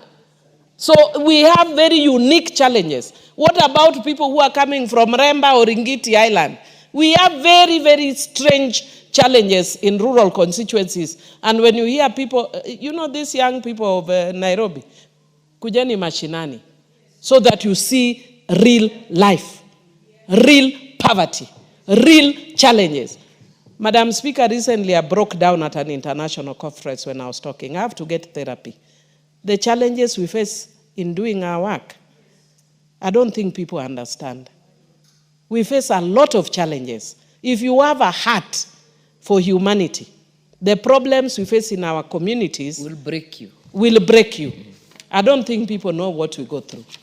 So Nairobi iko na shida, lakini yetu, sorry for breaking rules. You have made your point. Member for Karachuonyo, Honorable Andrew Okwome. Honorable member for Karachuonyo, don't be bullied by the member for Kipipiri. Don't be bullied by the member for Kipipiri. You have the right to make a contribution. Please do. Yeah. Can I ask Honorable Speaker, as Honorable Member, to agree that there is nothing stopping me from contributing to that too? Yes. Protected. Go ahead. Thank you, Madam Speaker. Thanks for giving me the opportunity. And one thing I've been struggling with in my mind is that we get the bullets, we people who are MPs running, in quote, running the NGCDF. I'm talking this in relation to the county government share revenue they get. The one thing that everybody must agree, that CDF is doing the best, and you see the products of what the money they get is giving to the population of Kenya. This is different from what the counties are really doing. It is important for the senators to re-examine themselves and see whether the county government is giving what is expected of them, because our expectation there has never been reached even to 50%. The money they get ranges in billions. And the constituency, I don't know whether there are any constituency getting around 200 million. If there are, there can be one or two. They are getting below 200. But the result we get from that amount, you see the building coming up for police. You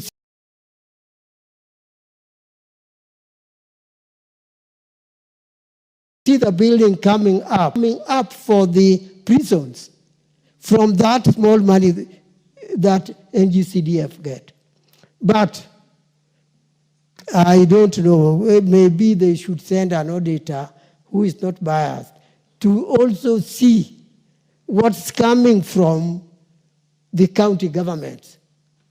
So the county government should actually encourage NGCDF to exist and continue serving the Kenyan people.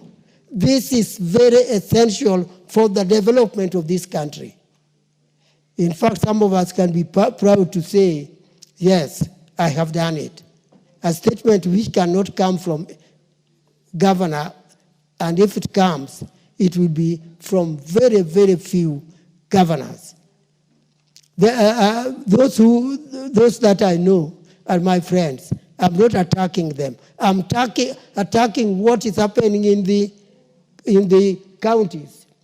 Because if we don't do something, we'll be missing the purpose for which devolution was created.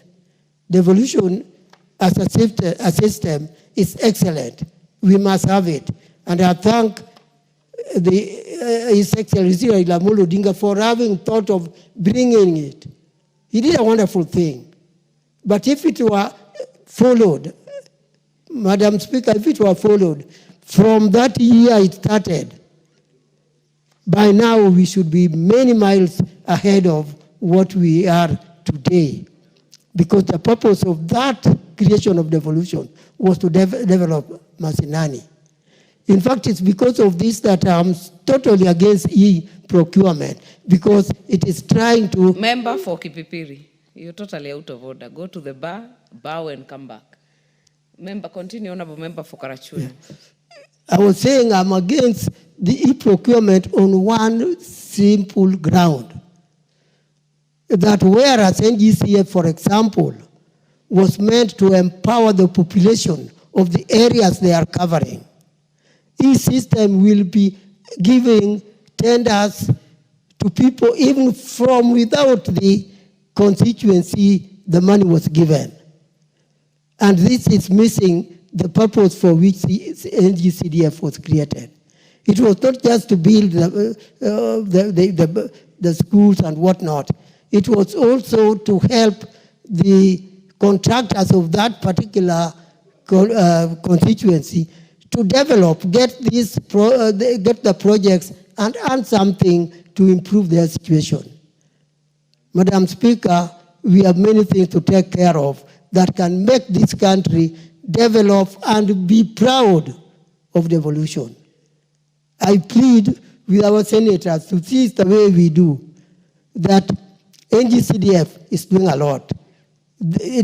Comparatively, if you were to look at it in that format, the percentage of our performance in contributing to the nation in relation to the money we get is far much higher than what the counties do give. So it is the counties which should be pulling up, and the senators are responsible for that. We cannot just blame the governors. They should tell us. They are the oversight body for the counties. They should tell us what the counties have done. We should have a system where NGCDF can tell the Kenyans what they have done by the end of the time. And the counties should also do the same, so that we don't just theoretically talk, saying that this NGCF is not doing so well, or county is not doing so well. Let us, by figures, prove and account for ourselves in terms of productivity, in terms of the results of the money we are given. That is not done, but my colleague said it, and it's a fact. How many auditors teams come to audit us in the constituencies? They are numerous. At one time, I was wondering whether my staff or the staff of NGCDF are constantly to be with auditors, and the auditors to answer for what's going on. I don't know whether it is happening in the counties.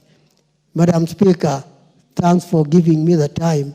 Don't deny me the chance to talk on what my friend, Madam Wanjiku, Honorable Madam Wanjiku, wanted me to contribute on later when the time comes. Thanks so much.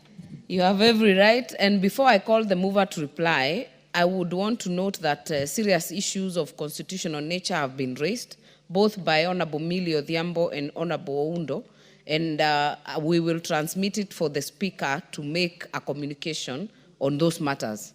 I think it is important just for clarity and also for setting the record straight. It is important. Honorable Chakapong, kindly reply. Thank you, Honorable Speaker. Honorable Speaker, I wish to thank all the members who have contributed to this bill and the members who have supported. We have taken note of the concerns that have been raised.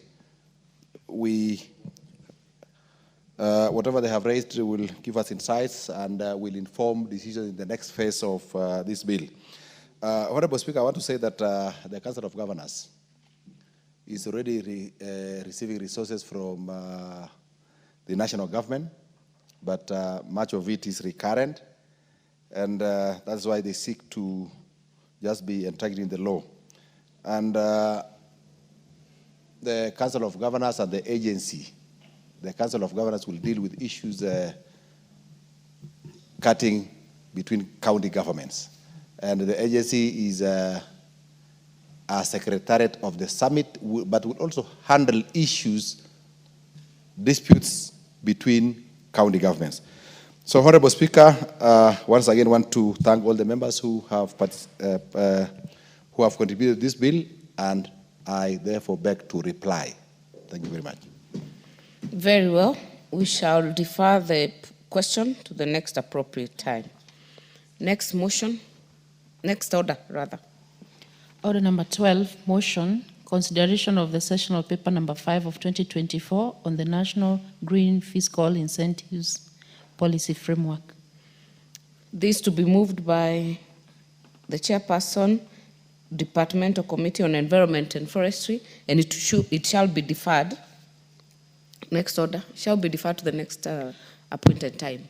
Order number 13, motion, consideration of reports of the East African Legislative Assembly at the 4th meeting of the 2nd session of the 5th Assembly. Honorable Wanjiko Muhia,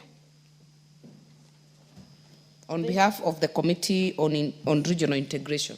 Thank you, Honorable Speaker. I start to represent my very able chair and give apology. She has not absconded duty. She's on a very special assignment, and she's always in the House.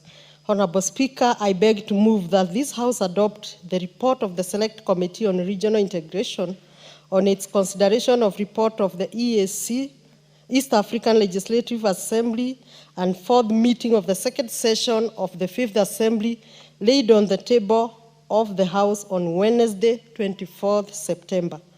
Honorable Speaker, pursuant to Article 65 of the Treaty for the Establishment of East African Community and Standing Order number 212 of the National Assembly, the report, resolutions, and bills adopted by IALA were transmitted and laid on the table of the House on 1st August 2024 and committed to the Committee on Regional Integration for examination and reporting.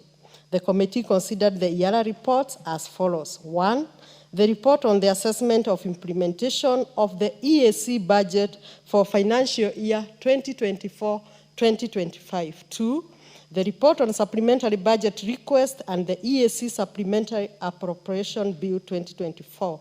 3, the report on EAC budget estimate financial year 2024-2025. 4, report on projects implemented by the Lake Victoria Basin Commission and the Lake Victoria Fisheries Organization. 5, the report on the oversight of national election in the Republic of Rwanda and Republic of Uganda. 6, the report of 5th East African Parliamentary Alliance for Food Security and Nutrition. 7, the East African Community Supplementary Appropriation Bill 2024 and EAC Appropriation Bill 2024. And finally, a resolution of the Assembly paying tribute to the late Honorable Dr. Shogo Richard Mulozi, who was a member of IALA. Honorable Speaker, the East African Legislative Assembly Yara established at Article 9 of the EAC Treaty, exercises legislative oversight and representative functions, including 49 of the treaty.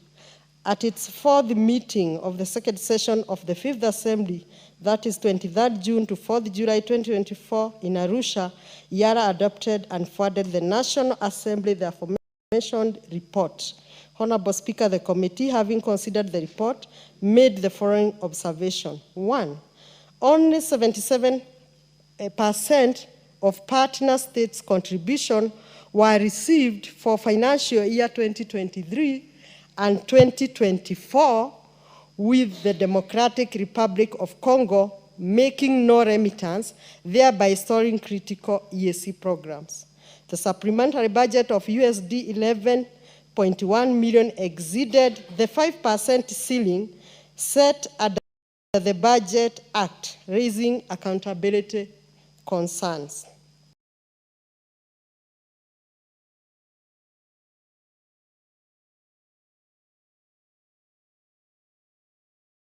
The financial year 2024-2025 budget of USD 2.9 million, prioritizing peace and security, trade, monetary union, infrastructure, and social sector, low cases of duplication and weak alignment of integration goal were noted.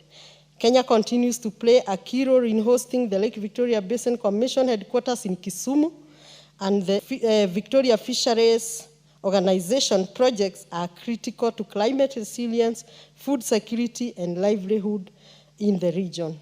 On electoral oversight, the committee emphasized the need to strengthen EAC election observer mission and ensure inclusivity of youth, women, and persons with disability in electoral process. The Food Security and Nutrition Alliance highlighted the importance of family farming, climate-smart agriculture, and increased funding to food system. Honorable Speaker, the committee therefore resolved and recommended as following. 1, the partner states' contribution should be based on the GDP rather than equal shares. 2, the treaty should be amended to provide for sanctions against defaulting partner states. 3, prospective new members of EAC should remit their financial contribution upfront as a precondition for admission. Oversight on budget execution should be enhanced with clear guidelines for programs, alignment to integration priorities. Greater political and financial support should be extended to LVBC and LVFO projects. Finally, the mandate and funding of EAC election observer mission should be strengthened. So, Honorable Speaker, I wish to thank the Speaker and the Office of the Clerk of the National Assembly most sincerely for invaluable support accorded to the committee in discharging its mandate. Honorable Speaker, on behalf of the Committee of Regional Integration and pursuant to Standing Order 199-6, it's my pleasant duty to move this motion that the House adopt the report of the committee on its consideration of business transacted by the East African Legislative Assembly at the fourth meeting of the second session of Fifth Assembly, 23rd June to 4th July in Arusha, Tanzania. Honorable Speaker, I beg to move, and with your guidance, if I can say two things, but I beg to move. You still have the floor. You still have the floor. Honorable Speaker, I beg to move. Honorable Speaker, I'll be brief because many members have indicated they want to speak on this motion, and I see even members who serve in this committee, and for interest of time, I will want to speak on this issue of partner state contribution that the committee consider it to be based on GDP rather than equal shares. Honorable Speaker, EAC mirrors the EU, and why the EU is a very strong bloc, possibly in the whole world, is because the EU practices the GDP. So you will find a country like Germany is giving more or contributing more, while another weaker country is giving what it can only afford. Here in EAC, a country with a very low GDP, which I may not want to mention because of the partner state and family issue, is supposed to contribute $8 million. A country like Kenya, with its well-known GDP, also contribute $8 million. So time and again, Kenya will contribute, Uganda will contribute, Tanzania will contribute, but a few other countries will never contribute, not because they do not want, but because they do not have that capacity. Honorable Speaker, when we look at EAC, we have a population of approximated 340 million people. What is the population of America? Approximated 347. America is boasting as the first world country. Population and economy goes together. So the partner states who do not remit, yet they are able, because we may be knowing them, do not see the gold they sit at EAC. Because with this kind of population, we can trade, economically we can grow, in terms of peace and security we can maintain, and we can very closely go to try and attempt to beat countries which have this similar population. Honorable Speaker, looking at the whole Africa, we have a population of estimated 1.55 billion people in Africa. Yet, I may say, like Trump said, does the UN live the purpose? I would say, does the African Union live the purpose of Africa as a continent? Africa has a population of 1.4 billion, less with almost, mathematically we may see almost 15 billion. So what does this mean? With China having 1.4 billion, with Africa having 1.55 billion, who has more population? Who can trade more? Who can grow more? With Africa having all the minerals, with Africa having extremely, very, very good climatical condition. We do not experience winter. We do not experience summer. We are favored by God to be there.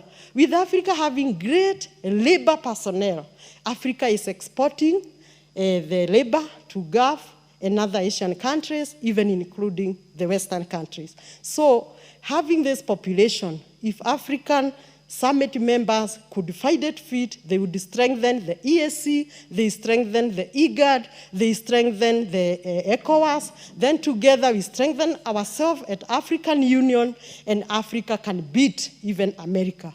I dare say that to Trump. Honorable Speaker, there are members who have joined the community recently. I may mention them on the floor for record. We have the Republic of DRC, though knowing that they have been struggling in terms of security, but it joined the community. We have the Republic of Somalia.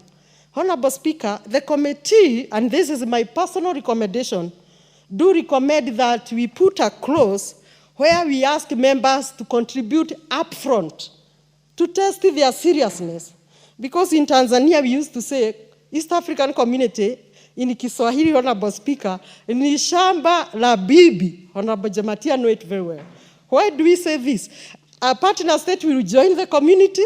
They have the members of the staff. They go with the pocket well paid, yet they are paid by three partner states. We have now 8 partner states. How can 3 partner states carry a whole community?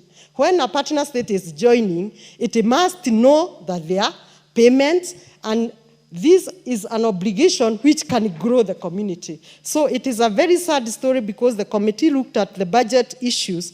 And of course I will ask, is the milk white?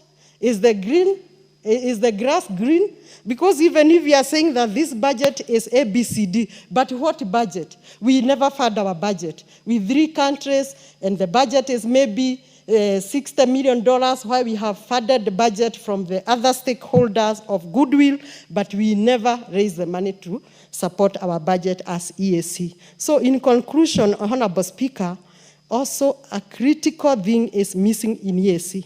There is no PFM Act, and that is why the budget and financial management cannot experience good practice. When these members from Kenya joined IALA 4. Myself, Honorable Jamatia, Honorable Kadir, and the Gen Z, Honorable Oburu Odinga. This was our first question. We all served in budget committee, and we kept on asking this question: how can a community miss the PFM Act? Honorable Speaker, the sad story is none of us as members would have initiated that bill, because the practice in EAC, all the bills emanate from the council. The parliament there in Yala is semi-autonomous. A member will not wake up and do a PFM Act and the bill be realized so that the community can move forward. This is one of the sad stories, and if the members in Yala could be allowed to make these bills instead of waiting for council forever, something like PFM Act would have been realized and good practice of money could have been achieved. There is also issues of political and financial support should be extended to LVBC, LVFO. These are the institutions for the community which have been doing very well in terms of climate change, particularly in Kisumu, taking care of the lake, making sure there is good fish, and these institutions also lack financial support because the remittance are not in place. Honorable Speaker, the election observer mission, considering the purpose of EAC is also to maintain peace in the whole continent, the observer mission is underfunded. So when you are going for this observer mission, it never really realizes the purpose. Worst even, after the observer mission, the report is just given to the Council of Ministers and the partner state where the observer mission was. And worst even, it is recommended as note. So there is no vibrant debate to make recommendation, they be actualized, and this is one of the setbacks which beats the logic why even the observer missions is in place. Honorable Speaker, because I know members want to contribute, I wouldn't leave without saying that if partner states will not contribute, they should just allow the amendment of the treaty. We contribute with the GDP so that you contribute this much, but also you have veto powers. And if you continue with this merry-go-round of whoever contribute the money, then I can assure you, Honorable Speaker, this community will not grow and it will not meet its target of strengthening the whole continent of Africa. Finally, Honorable Speaker, we have members and officers from all partner states. They all go with the salaries at home. For instance, the members of IALA. For instance, the members may not be sitting in IALA because there is no budget, there is no money. Why would members from Kenya suffer? Why would members from Kenya not sit? I think we should be bold and candid enough and maybe make an amendment in the same treaty by strengthening the sanctions schedule so that if your country does not contribute, then your members are not paid. Otherwise, this family business will not make the community achieve its goal. Honorable Speaker, I wish to add there, but I also want to urge the leadership of this House to be like the Deputy Honorable Speakers, that is Honorable Busholei, Honorable yourself, Honorable Speaker, Honorable Majority Whip, that is Honorable Naomi Wako, Honorable Miri Odhiambo, who has been very decent, honestly. Because, Honorable Speaker, you can see it is past 6 and I'm here, yet some leadership purport that some of us do not come to the House. It's not good to play to the gallery. I urge them to be like the deputy speakers, the deputy majority whip, the deputy ladies of this House, who, in my view, they should even be then the main members. After all, I always see them until this late, yet the ones accusing some of us are technically in the House. Honorable Speaker, I thank you, and I ask Honorable Naomi Wako, our colleague in this committee, to second this good report. Thank you. Very well. Member for Marsabit. Thank you, Honorable Speaker, for allowing me to second this as requested by the mover.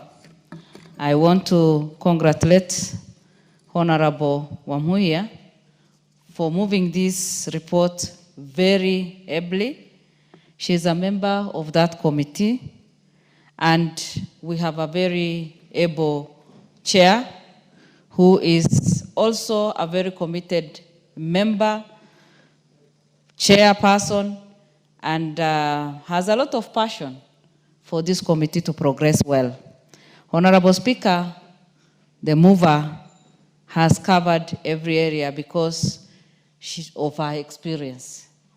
And during her time as our chair, she shared a lot of her experience with us and challenged us in many ways. And we have also tried to see how the committee can be of help to EAC. Honorable Speaker, I have gone through the report which I have participated in. And once again, I want to congratulate our committee because we gave this a lot of attention and also had a retreat in Mombasa, whereby we had a representation from the ministry. The PS was there, and they gave us a better understanding because many of us have known Yala and the struggles they go through.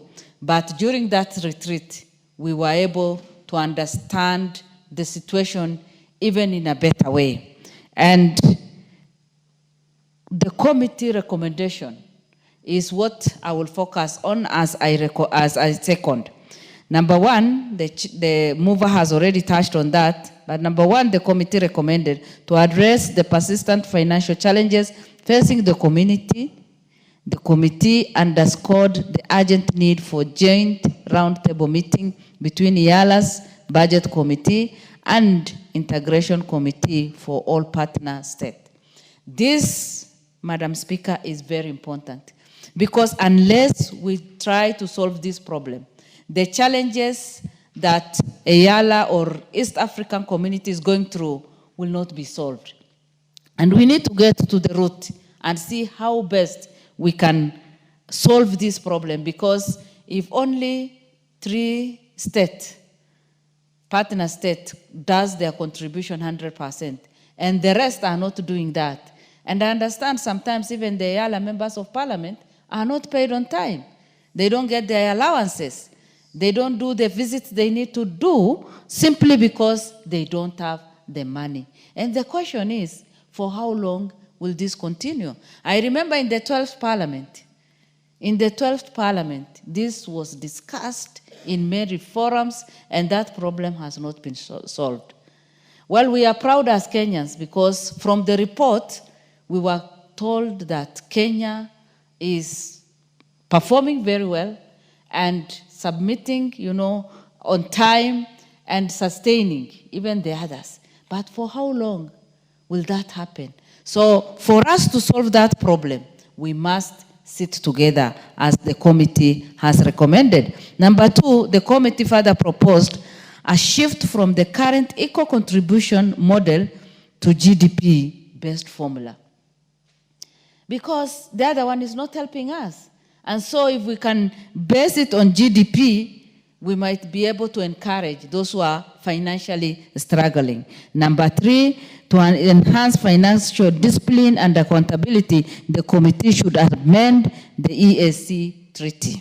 And finally, the committee emphasizes that the EAC success as vehicle for regional cohesion and integration hinges on unwavering political support from partner states. My time is up, but I second this and pray that IALA or EAC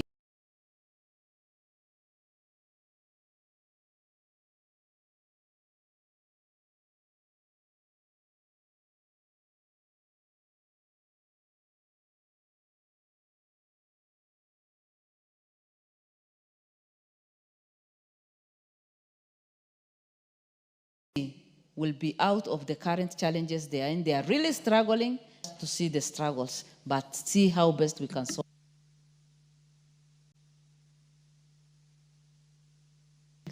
Very well.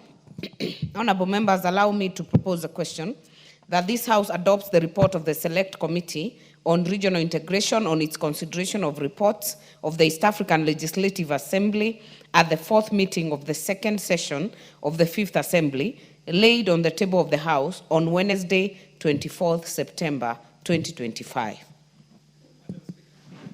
We'll start with the member for Seme.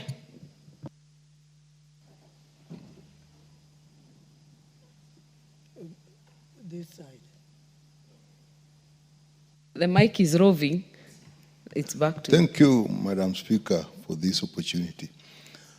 As I rise to support the report, I also feel a bit sad because from where I sit, we are not progressing, we are going backwards. If you look at the report, it's actually half of it is about the budget. Implementation of the budget, supplementary budget, the report on the budget estimate for the financial year, and then you have only two things which are not budget, projects implemented by Lake Victoria Basin Commission, and report on the oversight and national elections board in Rwanda and Uganda, and something about the Lake Basin Commission. And then you go on to say that as much as we are talking about that money, only 77% of the contribution is received, and that some members don't receive, don't contribute at all. Now, if you look at that, and going back to what the mover had said about the desire that this should actually lead in the unity of East Africa and Africa as a whole.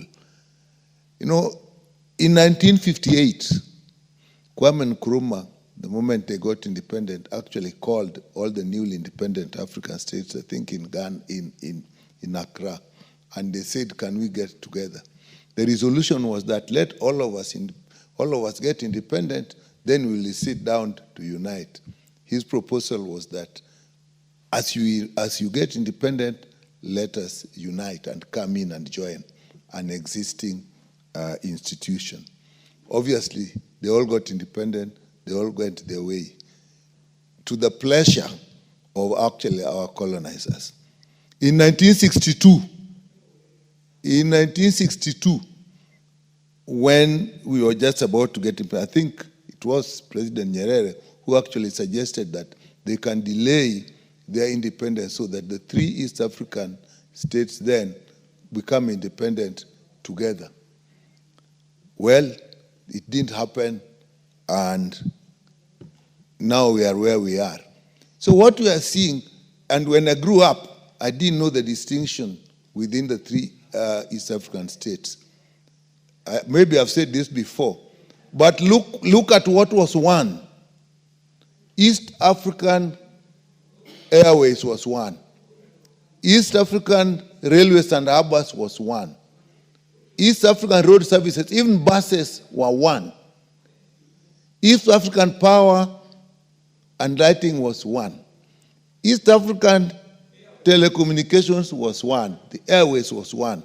The university was one. The University of East Africa. And I know many of us don't know why this place up here is called the community.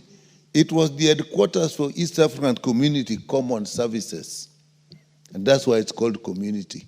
I went there for an interview to be trained as a pilot those days. Well, my father didn't want that. I wanted to do that. My father thought better. Of course, the training school was in Tororo. And you could be posted anywhere and work anywhere. You didn't need anything. How many years later, 50 years later, we are now thinking of a monetary union. We had a single currency, the East African shilling. So really, we are moving backwards.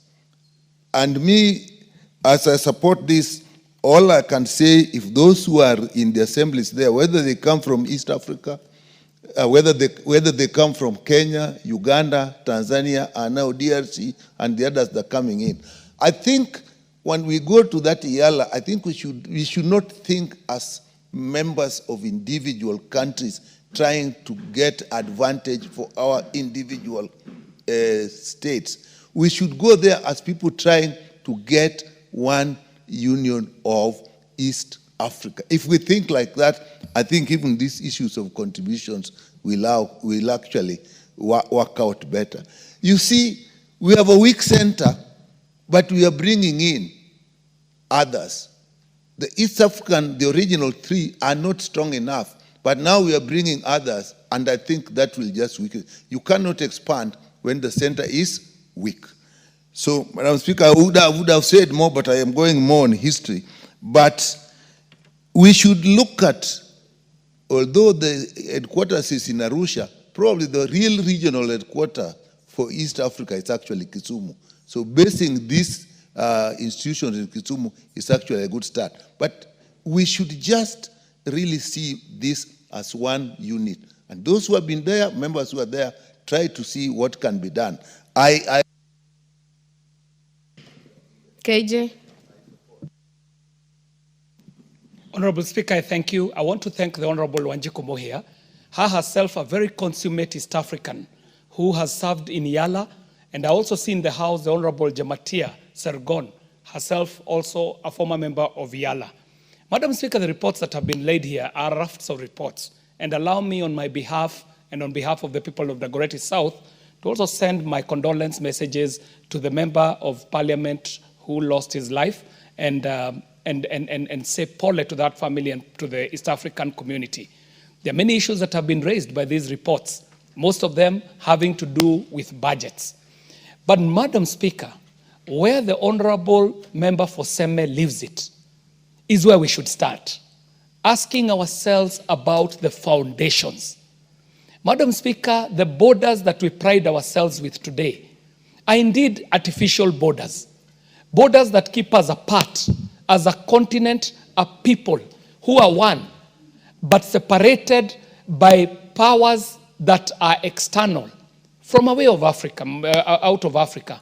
Madam Speaker, the history of this continent is a sad one. For 500 years, the most prominent enterprise globally was the extraction and the pilferage of resources and the slavery of our people. 500 years. It is only that it happened that slavery became extremely unpopular, that he who was perpetuating slavery decided to transition it into a form of leadership they called colonialism. This colonialism perpetuated the extractive economy for another 100 years. Madam Speaker, the bigger question we ought to ask ourselves, if slavery was that bad, if colonialism was that bad, what is it that can be said about this format of leadership that we called democracy? This democracy that identifies our countries only as individual states, Kenya, Uganda, Tanzania, South Sudan, Burundi, Rwanda. Madam Speaker, if you look at these people, they are one people. And that which keeps us apart is not born of our people. So the problems that we see, even as presented by this report, brings to mind that quote by Martin Luther King. He who tells us that if we are not going to be our brother's keeper, at least let us not be our brother's executor. Before we point a finger at these nations that are unable to even contribute, Madam Speaker, we ought to ask ourselves, what is that is making them lag behind on their payments? Why are they not excited about being part of this East African community? And we find, Order, Madam Speaker, Honorable KJ, you'll have a balance of 2 minutes. And this motion has a balance of 2 hours when it is put on the order paper. Order, members. I thank you.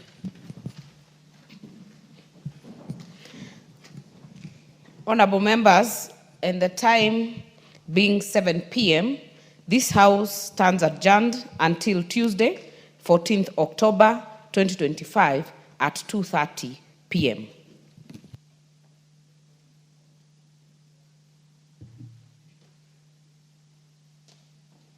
What a motion, Wajiko, what a motion.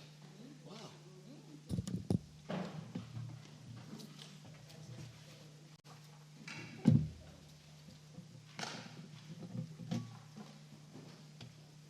Madam Perry? Thank you, Sergeant.